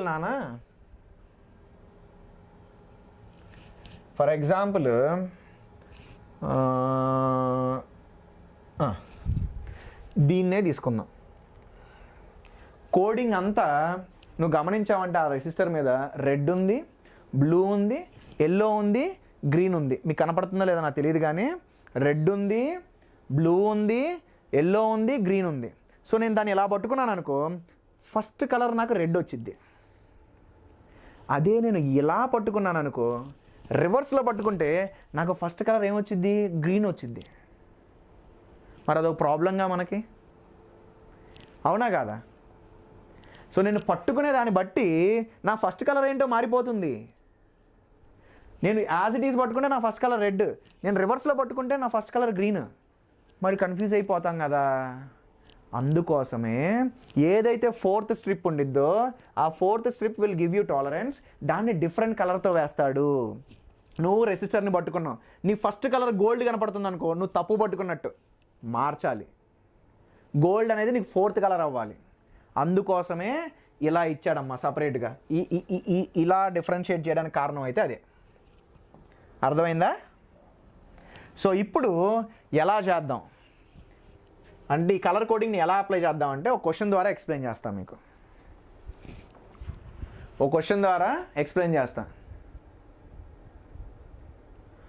ProPES @Vedanta Telugu JE speak in English. నువ్వు తప్పు ఛానల్కి వచ్చారా man? You have come to a wrong channel man.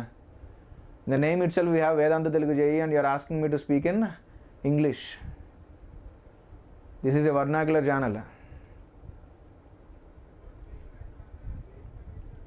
Don't worry, if you are a spammer you will be deleted or you will be blocked.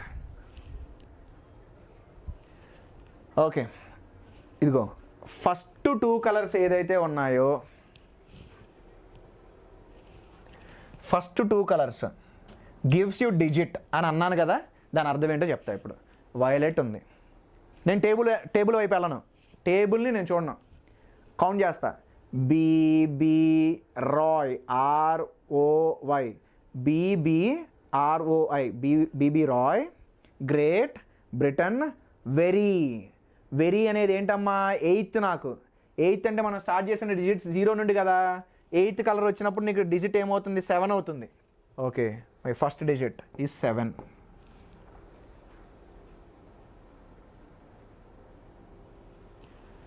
Okay,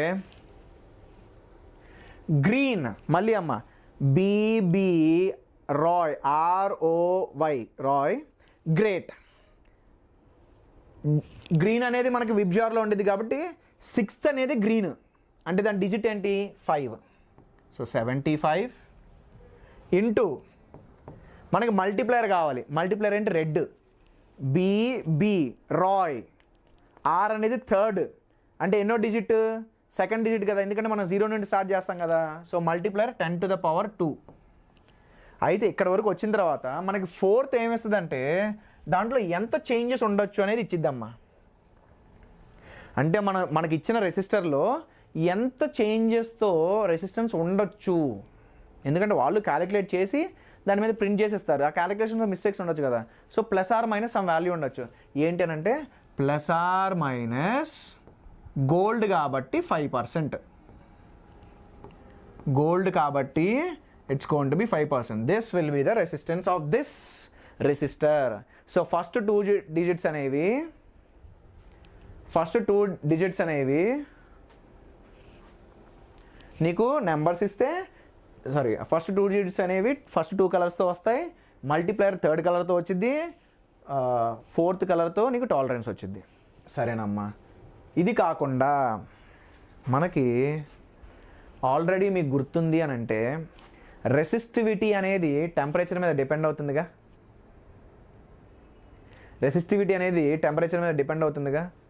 అయితే temperature increase అయితే resistivity ఏమవుతుంది? Resistivity and temperature. నీకు copper తీసుకున్నావు అనుకో, ఇలా ఉండిద్ది, ఇలా increase అవుతుంది బట్ లైక్ ఏ కర్వ్. ఇది కాపర్కి. అదే నిక్రోమ్ తీసుకున్నాం అనుకో, resistivity with temperature it will be increasing with a straight line. So కాపర్కి ఇంక్రీజ్ అవుతుంది, నిక్రోమ్కి ఇంక్రీజ్ అవుతుంది. బట్ ఏంటి డిఫరెన్స్ అని అంటే కాపర్కి ఏమో ఒక కర్వీగా ఇంక్రీజ్ అవుతుంది, నిక్రోమ్కి ఏమో స్ట్రైట్ లైన్లో ఇంక్రీజ్ అవుతుంది. రైట్. సో మనం మన సిలబస్లో నేర్చుకునేది ఏంటంటే ఈ స్ట్రైట్ లైన్ వేరియేషన్స్ ఉన్న వాటి గురించి మనం మాట్లాడుకుంటాం. సో స్ట్రైట్ లైన్ అంటే ఎలా ఉండాలమ్మా? y = mx + c లాగా ఉండాలి కదా.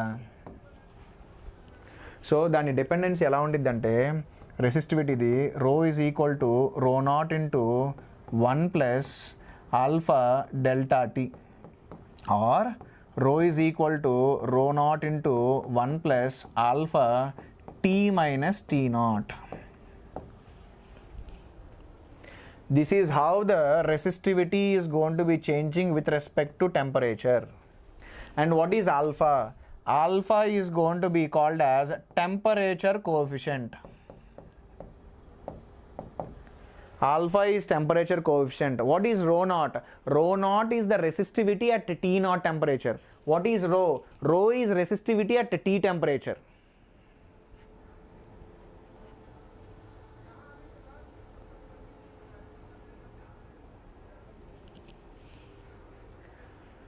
ఓకే కదా.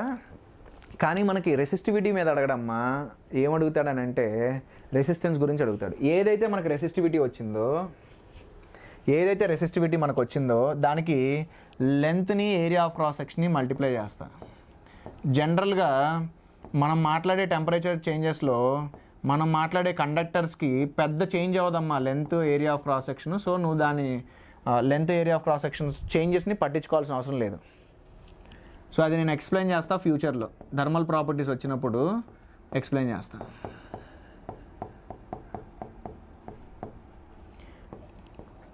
జనరల్గా T0ని 0 degrees కింద రిఫరెన్స్ తీసుకుంటారమ్మా. ఈ ఫార్ములా వాడేటప్పుడు జనరల్గా T0 is 0 degrees Celsius and R0 is the resistance at 0 degrees Celsius. జనరల్గా అలా తీసుకుంటారు. గీత గీత మిగతా వాళ్ళంతా లైట్ తీసుకోండి అమ్మా. ఒకసారి నేను క్లాస్లోని బయటికి వెళ్ళిన తర్వాత వాడు బ్లాక్ అవుతాడు, నెక్స్ట్ టైం కొనడు.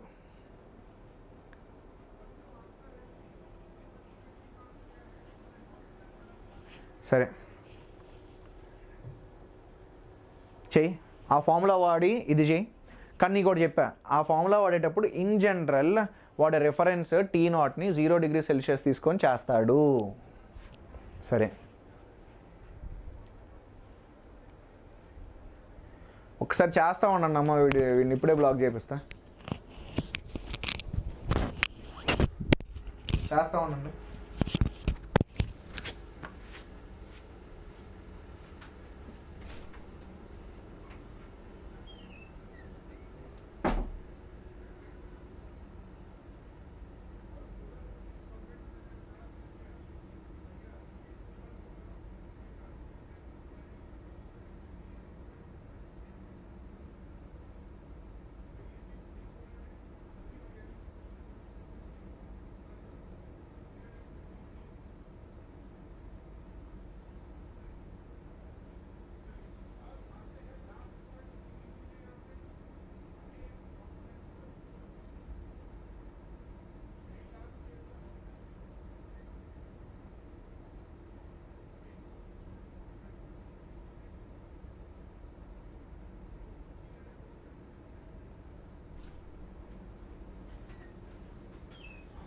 వచ్చేసా.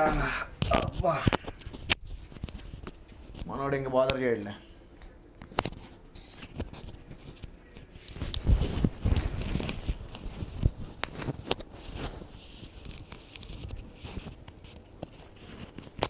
అండ్ సెకండ్ థింగ్ ఏంటంటే మీరు అంత చాట్లో అంత పట్టించుకోవద్దు. మీరు క్లాస్ వింటూ ఉండండి, ఎదవలు వస్తూనే ఉంటారు ఒక్కొక్కసారి. Okay, resistance of the conductor at 15 degrees is 16 ohm. So 15 ఎంతమ్మా 16 అంట. ఎంత టెంపరేచర్ దగ్గర 15. So 15 - 0. And 20 at 100 degrees.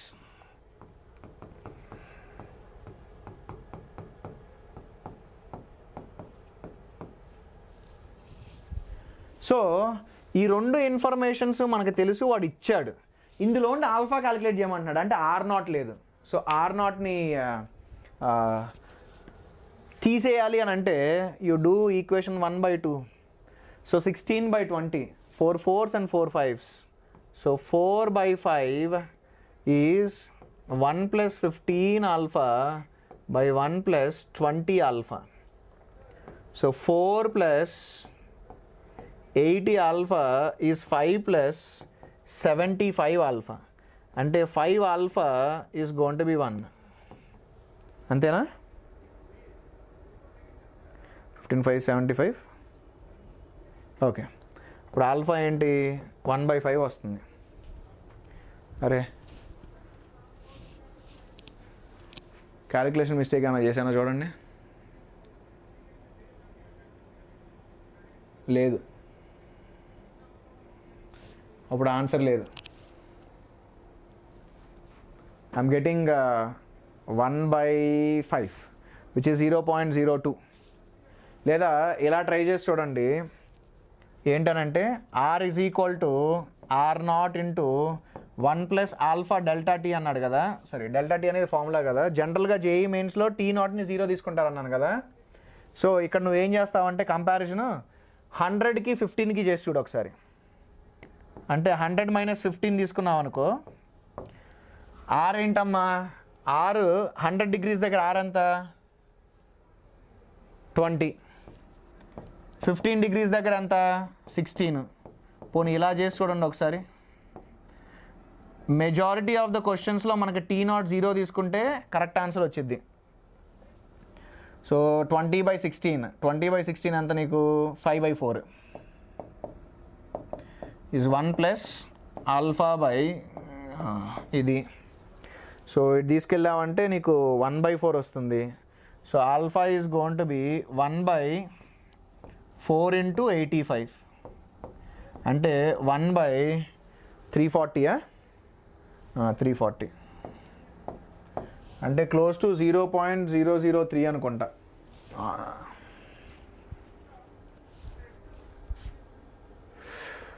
Okay, ఇలా చేసినా అలా చేసినా సేమ్ ఆన్సర్ రావాలి యాక్చువల్గా అయితే. ఒక్క నిమిషం, ఇది చేసినా అది చేసినా నీకు సేమ్ ఆన్సర్ రావాలి. బట్ ఏమైందంటే వీళ్ళు ఎక్స్పెరిమెంటల్ వాల్యూస్ ఇవ్వరమ్మా. ఇప్పుడు స్ట్రైట్ లైన్ అన్నప్పుడు నువ్వు ఇలా తీసుకుని, ఎందుకంటే స్లోప్ అనేది నీకు సేమ్ ఉండాలి కదా. సో నువ్వు స్టార్టింగ్ పాయింట్ నువ్వు 0 degrees తీసుకున్నా, స్టార్టింగ్ పాయింట్ నువ్వు 15 degrees తీసుకున్నా నీకు సేమ్ ఆన్సరే రావాలి. కాకపోతే జేఈ మెయిన్స్లో ఒక ప్రాబ్లం ఏం చేస్తాడనంటే వాడు ర్యాండమ్ వాల్యూస్ ఇచ్చేస్తాడు. ఆ ర్యాండమ్ వాల్యూస్ ఇచ్చినప్పుడు మెజారిటీ ఆఫ్ ద టైమ్స్ నేను సాల్వ్ చేసినప్పుడు ఏంటంటే నువ్వు T0ని 0 తీసుకున్నప్పుడు నీకు కరెక్ట్ ఆన్సర్ వస్తుంది ప్రతిసారి. సో ఇది 100. ఇలా కూడా నీకు ఆన్సర్ వచ్చింది, కానీ దగ్గర ఆన్సర్ వచ్చింది, గుర్తుపెట్టుకో.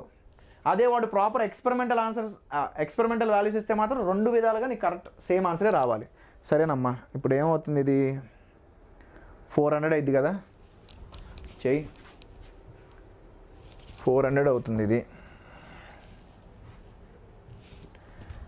400 అయితే అప్పుడు నీకు ఏమవుతుంది,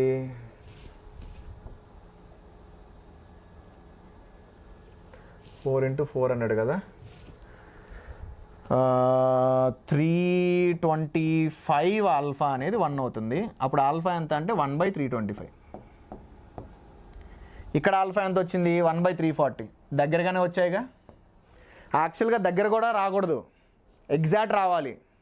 ఏది వాడు ప్రాపర్గా చెక్ చేసి ఎక్స్పెరిమెంటల్ వాల్యూస్ ఇస్తే నువ్వు ఎలా చేసినా సేమ్ ఆన్సర్ రావాలి. కానీ అమ్మ ఒకటి చెప్తున్నా, నేను చాలా సంవత్సరాలు నేను గమనిస్తున్నాను, అది సిఈటీ ఎగ్జామినేషన్లు అయినా కానీ, సిఈటీ అంటే మన ఈప్ సెట్ అవని, కేసీటీ అవని, బిట్ సెట్ అవని, విఐటీ అవని, ఏవైనా కానీ వాళ్ళు ఎవరు కూడా ఎక్స్పెరిమెంటల్ వాల్యూస్ ఇవ్వకుండా నోటికి వచ్చిన వాల్యూస్ ఇస్తున్నారు. ఆ నోటికి వచ్చిన వాల్యూస్ ఇచ్చేసి వాళ్ళు ఏం ఎక్స్పెక్ట్ చేస్తున్నారు మన దగ్గర నుండి అంటే T0ని 0 తీసుకుంటే ఆన్సర్ వచ్చేటట్టుగా వాడు ఆప్షన్స్ ఇస్తున్నాడు. యాక్చువల్గా నువ్వు T0ని 15 degrees తీసుకొని R0ని 16 పెట్టి Tని 100 degrees తీసుకొని Rని 20 పెట్టినా సరే నీకు సేమ్ ఆన్సర్ రావాలి. ఇక్కడ నీకు దగ్గర ఆన్సర్ వచ్చింది, ఎగ్జాక్ట్గా అయితే సేమ్ ఆన్సర్ రావాలి. ఏది ప్రాపర్ వాల్యూస్ వాడు ఎక్స్పెరిమెంట్ ద్వారా వచ్చిన వాల్యూస్ ఇస్తే. కానీ వీళ్ళు ఏంటంటే క్వశ్చన్ ర్యాండమ్గా నోటికి ఏది వస్తే ఆ నెంబర్ ఇచ్చి ఫామ్ చేసేస్తున్నారు. అందుకోసమే నేను మీకు ఇక్కడ ఏం చెప్పా, always for lower level examinations make sure you take T0 to be 0 degrees. అదే జేఈ అడ్వాన్స్ అనుకో, ఖచ్చితంగా నీకు 2 విధాలుగా సేమ్ ఆన్సర్ వచ్చేటట్టుగా ఇస్తాడు. సో ఎలాగైనా నువ్వు గమనించావంటే ఇదిగో ఇక్కడ చేసినా కానీ నీకు 0.00నే ఉండిద్ది, అంటే 0.00 సంథింగ్. అక్కడ కూడా 0.00 సంథింగ్, ఒకే ఆప్షన్ ఉంది 0.00తో ఉండేది. ఇది ఒక్క ఆప్షనే. సో కానీ చెప్పా కదా, బ్లైండ్గా ఇది ఫాలో అయిపోండి అమ్మా, ఇది చెయ్యొద్దు. ఎందుకనంటే ఎక్స్పెరిమెంటల్ వాల్యూస్ ఇస్తే నువ్వు ఎలా చేసినా అలా చేసినా నీకు సేమ్ ఆన్సర్ వచ్చింది. ఎందుకంటే we are talking about a straight line. Straight line గురించి మాట్లాడినప్పుడు నువ్వు ఈ పాయింట్ని కంపేర్ చేసినా ఆర్ ఈ పాయింట్ని కంపేర్ చేసినా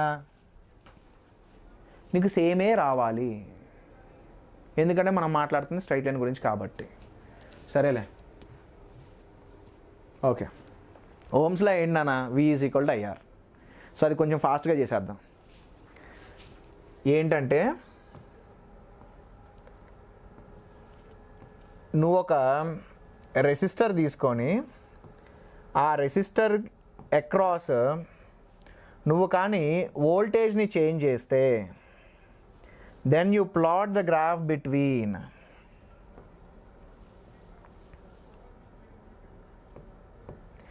V వర్సెస్ I.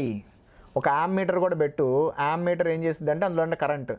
సో బేసికల్గా నీకు వోల్టేజ్ చేంజ్ చేస్తూ ఉన్నప్పుడు నువ్వు ఎంత వోల్టేజ్ అప్లై చేస్తే ఎంత కరెంట్ ఫ్లో అవుతుంది అనేది తీసుకొని నువ్వు ప్లాట్ చేసావంటే you get a straight line, right? And that straight line obviously passing through origin. అంటే V should be proportional to what? I. When you replace the proportionality with a constant, it came out to be equal to the resistance of that resistor. దాన్నే V is equal to IR, దాన్నే మనం ఓమ్స్లో అని అంటాం. దీన్ని electric ఫీల్డ్లోకి వాటిలోకి మారుస్తూ వెళ్ళామనుకో, then J is equal to sigma E కూడా వస్తుంది. So J is equal to sigma is also Ohm's law. దాన్ని ఏమంటారంటే ఓమ్స్లో ఆన్ మైక్రోస్కోపిక్ లెవెల్. ఎందుకు? J అంటే ఏంటమ్మా? Current density, current per unit area. అంటే నువ్వు ఒక పాయింట్ దగ్గర నుంచుంటే ఏదైతే వాల్యూ కనపడిందో అదే J. నువ్వు పాయింట్ దగ్గర నుంచుంటావు అంటే ఏంటి? కండక్టర్ లోపలికి వెళ్ళిపోయి ఒక పాయింట్ గురించి మాట్లాడుతున్నావు అంటే అది మైక్రోస్కోపిక్ లెవెల్లో చూస్తున్నావు. So on microscopic level Ohm's law is J is equal to sigma E. Macroscopic లెవెల్లో V is equal to IR. So నువ్వు ఒక రెసిస్టర్ తీసుకున్నావు అని అంటే దానిలోండి కరెంట్ ఇలా వెళ్తూ ఉంటే then the potential drop across the resistor, potential drop across the resistor ఎంత అని అంటే IR. Current will always go from higher potential to lower potential. So if you are moving in the direction of current, when we move in the direction of current, when we move in the direction of current, we will be moving from higher potential to lower potential. We will be moving from higher potential to lower potential.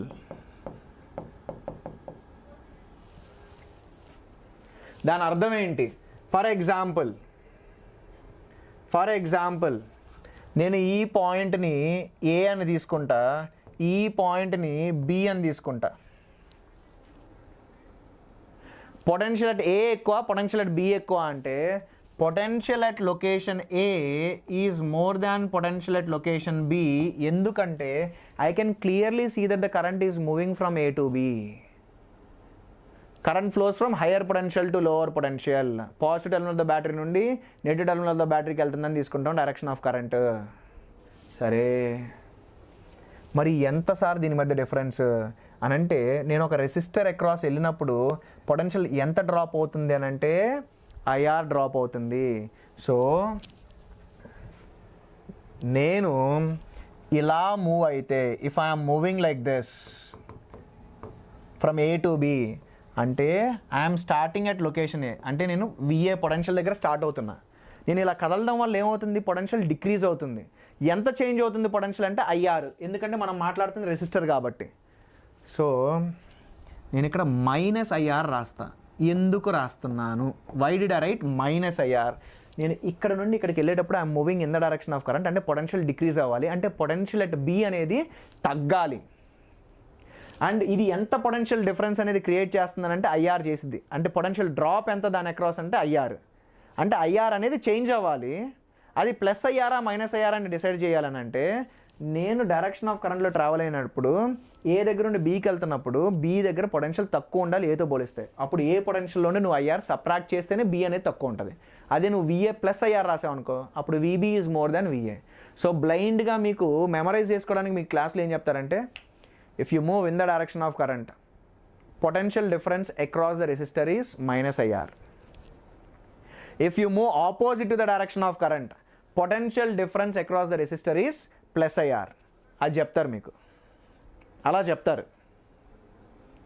సరే, అది ఒక sign convention అమ్మా. అయితే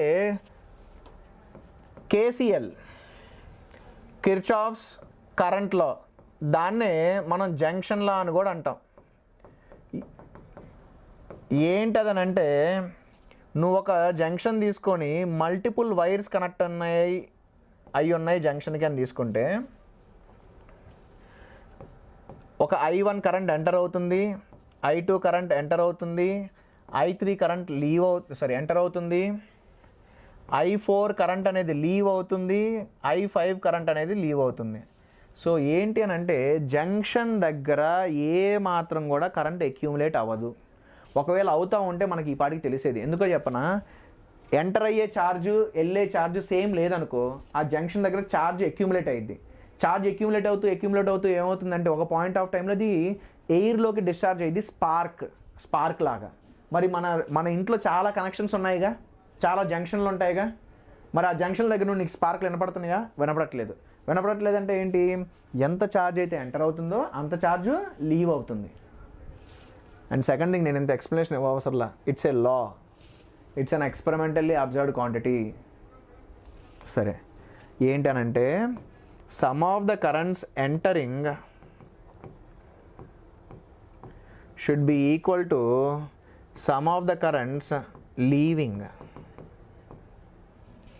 ఎంత current enter అవుతుందో అంత current leave అవుతుంది. So ఏంటమ్మా ఎంటరింగ్, I1 + I2 + I3 అనేది ఎంటరింగ్. లీవింగ్ ఎంత, I4 I5. So I4 + I5, this is the amount of current that is going to be leaving. I1 + I2 + I3 is equal to I4 + I5. సరే, మరి KVL ఏంటి sir, Kirchhoff's voltage law ఏంటి అని అంటే, నువ్వు ఒక circuit ఉంది, ఆ సర్క్యూట్లో చాలా కనెక్షన్స్ ఉన్నాయమ్మా. ఆ బాక్సుల్లో డిఫరెంట్ రెసిస్టెన్స్ ఉన్నాయి అనుకో. ఫర్ ఎగ్జాంపుల్ ఈ బాక్స్ 1 ohm రెసిస్టర్, ఈ బాక్స్ సమ్ 10 ohm రెసిస్టర్, అలా.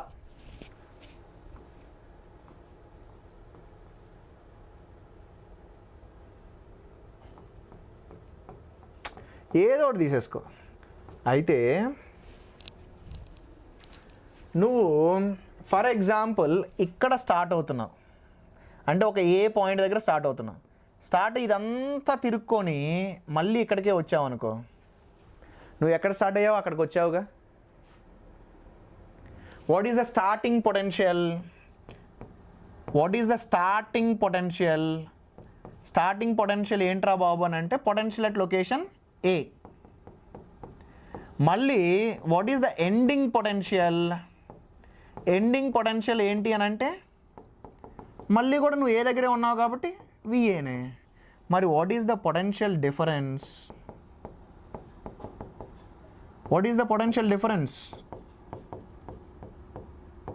ఆబ్వియస్గా 0. సో నువ్వు ఆ జర్నీ మొత్తంలో చాలా రెసిస్టర్స్, చాలా బ్యాటరీస్ని క్రాస్ చేసుకుంటూ రావచ్చు. అంటే అవన్నీ క్రియేట్ చేసే potential differences, sum of the potential difference across all components in a closed loop ఏమవ్వాలి? It should be equal to 0. Sum of the potential difference across all components in a closed loop ఏమవ్వాలమ్మా? It should be 0. Sridharala Lakshmi, sir Agni series ఏంటి తెలుస్తుందమ్మా 7 o'clockకి, అందుకే ఈరోజు 5:30 to 7 చేశాను ఆ క్లాస్ని. నాకు half an hour తగ్గడం ఇష్టం లేదు, 6 to 7 తీసుకోవచ్చు. కానీ ఆ 5:30 to 7 తీసుకుంటే ఏమైందంటే ఒక హాఫ్ అన్ అవర్ ఎక్స్ట్రా వచ్చింది, ప్రశాంతంగా నీట్గా ఎక్స్ప్లెయిన్ చేసుకోవచ్చు. నాకు నీట్గా ఎక్స్ప్లెయిన్ చేయడానికి టైం రాకపోతే ఫుల్ స్ట్రెస్ వచ్చింది నాకు. ఇంకా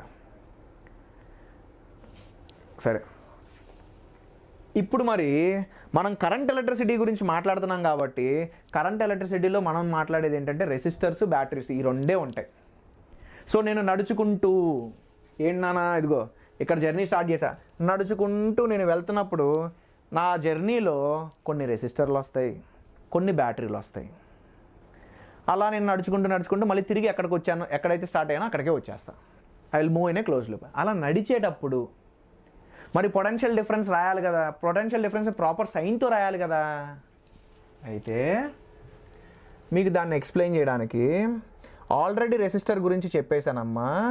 if you move in the direction of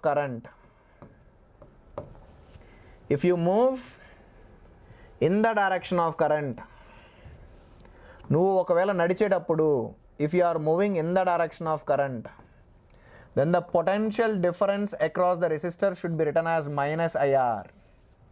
ఎందుకంటే you will go from higher potential to lower potential తగ్గిద్ది. If you are travelling opposite to the direction of current, అంటే కరెంట్ ఇలా flow అవుతుంది, but you will be travelling like this, నువ్వు ఇలా move అవుతున్నావు. Then ఎక్కడ రాస్తున్నారా, ఇక్కడ నువ్వు ఒకవేళ opposite to the direction of current అయితే నువ్వు లోవర్ పొటెన్షియల్ నుండి హయ్యర్ పొటెన్షియల్కి వెళ్తూ ఉంటావు, అంటే ప్లస్ అయ్యారు. ఇంకోటమ్మా, మళ్ళీ బ్యాటరీలు కూడా వస్తాయిగా మనం జర్నీలో. బ్యాటరీ యొక్క వోల్టేజ్ V తీసుకుంటే, ఇదిగో నేను ఇక్కడ నుండి ఇక్కడికి, అంటే if I'm moving like this, నేనేం చేస్తున్నా, పాజిటివ్ టెర్మినల్ నుండి నెగిటివ్ టెర్మినల్కి వెళ్తున్నా. పాజిటివ్ టెర్మినల్కి హయ్యర్ పొటెన్షియల్, నెగిటివ్ టెర్మినల్కి లోవర్ పొటెన్షియల్, కామన్ సెన్స్. అంటే నేను జర్నీ చేసేటప్పుడు హయ్యర్ పొటెన్షియల్ నుండి లోవర్ పొటెన్షియల్కి వెళ్తున్నా. అంటే ఏంటి మరి డిఫరెన్స్? ఎక్కువ వాల్యూ నుండి తక్కువ వాల్యూకి వెళ్ళినప్పుడు డిఫరెన్స్ నెగిటివ్ అయ్యింది కదా, so you have to put -V. అదే నేను ట్రావెల్ చేసేటప్పుడు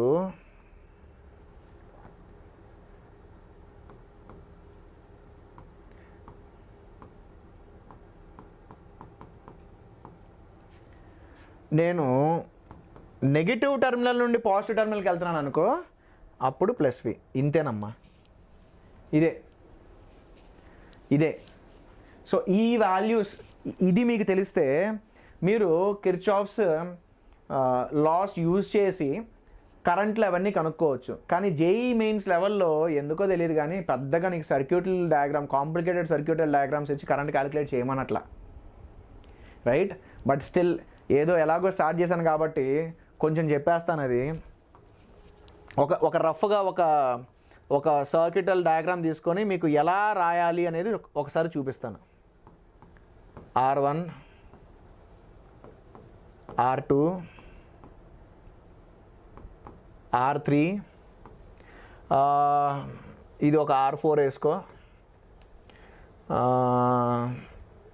దీన్ని ఒక V2 రాసుకో. ఇలా ఏదైనా సర్క్యూటల్ డయాగ్రామ్ ఇచ్చాడు అనుకుందాం. అయితే ఇలా సర్క్యూటల్ డయాగ్రామ్ ఇచ్చి R2లోని కరెంట్ ఎంతో కనుక్కో అంటాడు, లేదా R1లోని కరెంట్ ఎంతో కనుక్కోమంటాడు. అలా ఏదో ఒకటి అడగచ్చు వాడు. ఈ క్వశ్చన్స్లో కంప్లీట్గా ఫ్రీడమ్ నీ చేతిలోనే ఉండిద్ది. నువ్వు నీ ఇష్టం వచ్చినట్టు కరెంట్ తీసుకోవచ్చు, ఏ ప్రాబ్లం లేదమ్మా. నేనేం చేసుకుంటానంటే దీని నుండి ఒక I1 కరెంట్ అనేది ఇలా వెళ్తుంది అని తీసుకుంటా. సార్ I1 కరెంట్ మీరు పైకే ఎందుకు తీసుకున్నారు సార్? కిందకు కూడా తీసుకో, తప్పులేదు. కానీ ఈ ఎంత కరెంట్ అయితే ఈ బ్రాంచ్లో ఫ్లో అవుతూ ఉంటుందో ఆ బ్రాంచ్లో ఒకటే కరెంట్ ఉండాలమ్మా. ఎందుకు? ఒక వైర్లో ఒక కరెంట్ కాకుండా 2 కరెంట్లు ఫ్లో అవుతాయా? అవ్వవుగా. అందుకే సో నేను ఈ కరెంట్ I1 అని తీసుకున్నాను కాబట్టి ఇక్కడ కూడా ఫ్లో అవుతున్న కరెంట్ I1నే తీసుకోవాలి. ఒక బ్రాంచ్లో ఒక కరెంటే ఫ్లో అయ్యిద్ది. సరే, నాకు ఇక్కడ ఇంకో బ్రాంచ్ కనపడుతుంది. సో నేను ఇక్కడేం తీసుకుంటానంటే I2 కరెంట్ ఫ్లో అవుతుంది అని తీసుకుంటా. ఇప్పుడు ఏమైందమ్మా, I1 వస్తుంది, I2 వస్తుంది. ఈ మూడో బ్రాంచ్లో ఎంత కరెంట్ ఫ్లో అవుతుందంటే నేను I3 తీసుకోవచ్చు, కానీ అవసరం లేదు. ఎందుకు? జంక్షన్లా ఉంది కదా. I1 ఎంటర్ అవుతుంది, I2 ఎంటర్ అవుతుంది. అప్పుడు ఎంత కిందకి వెళ్ళాలి? I1 + I2 అనేది కిందకి వెళ్ళాలి.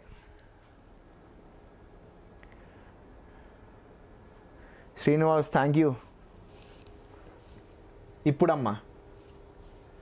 ఇప్పుడు నేను లూప్లో ఎలా వేయాలో చూపిస్తా, ఎలా రాయాలో లూప్లో చూపిస్తా. ఫర్ ఎగ్జాంపుల్, నేను ఇక్కడ స్టార్ట్ అయ్యి ఇదిగో ఇలా ట్రావెల్ అయ్యి ఇక్కడికి వచ్చేసా. అది నా లూప్ 1 అనుకో. నేను స్టార్టింగ్ పాయింట్ VA అని రాద్దాం. స్టార్టింగ్ పాయింట్ A అందాం. అంటే నేను పొటెన్షియల్ A దగ్గర స్టార్ట్ అయ్యా, VA పొటెన్షియల్ దగ్గర స్టార్ట్ అయ్యి కదులుతున్నా. నేను ఇలా జర్నీ చేసుకుంటూ వెళ్తున్నప్పుడు నెగిటివ్ టెర్మినల్ నుండి పాజిటివ్ టెర్మినల్కి వెళ్తున్నా. అంటే ఏంటి?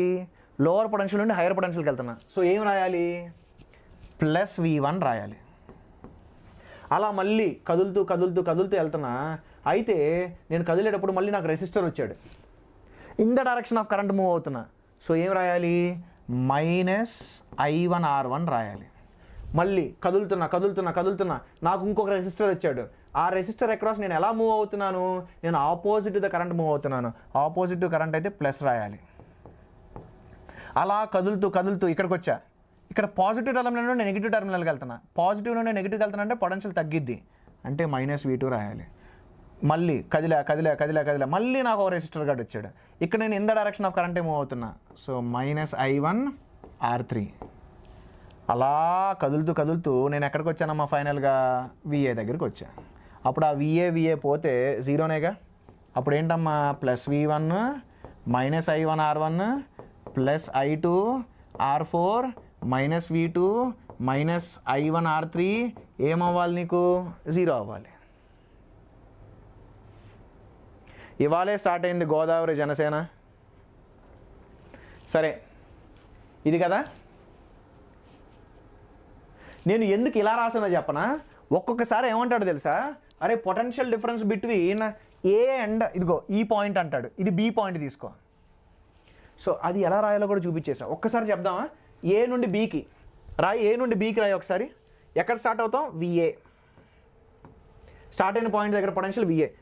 ట్రావెల్ అయ్యా, నెగిటివ్ టర్మినల్ నుండి పాజిటివ్ టర్మినల్కి వెళ్తున్నా, అంటే పొటెన్షియల్ పెరగాలి. So +V1. ఆ తర్వాత మళ్ళీ in the direction of current travel అవుతున్న రెసిస్టర్. So -I1R1. మళ్ళీ ఇక్కడ ఇంకో రెసిస్టర్ వచ్చింది, ఆపోజిట్ డైరెక్షన్ ఆఫ్ కరెంట్ వెళ్తున్నా, అంటే +I2R4. అక్కడ తర్వాత నేను B పాయింట్ రీచ్ అయ్యా, which will be equal to the potential at B. That's how you write this Kirchhoff loop laws. సరేనమ్మా. కొన్ని క్వశ్చన్స్ అవి ఇవి చాలా తీసుకొని ఉన్నా, రైట్. ఇవన్నీ ఇంక రేపు చేస్తా, ఎందుకంటే ఇప్పుడు 7 o'clock ఒక బ్యాచ్ లాంచ్ ఉంది. 7 అయిపోయింది, right. They will be waiting for me. So మిగతాది రేపటి క్లాస్లో చేద్దాం. కాకపోతే నేను ఆల్రెడీ చెప్పాను కదా, కొంచెం నిదానంగా నీట్గా చేసుకుంటూ వెళ్దాం. కొన్ని రోజులు అటు ఇటు అయినా పర్లేదు. మీకు అర్థం కాకుండా 60 రోజులు నేను క్లాసులు చెప్పి ఏమన్నా యూజ్ ఉండిద్దా, ఉండదు. బట్టి ఇచ్చినా యూజ్ ఉండదు. సో 60 రోజులకు ఒక 5 రోజులు 6 రోజులు లేదా ఒక 10 రోజులు అటు ఇటు అయినా కానీ పర్లేదు కదా, ఏమైంది. Okay, good night, keep working hard, all the best.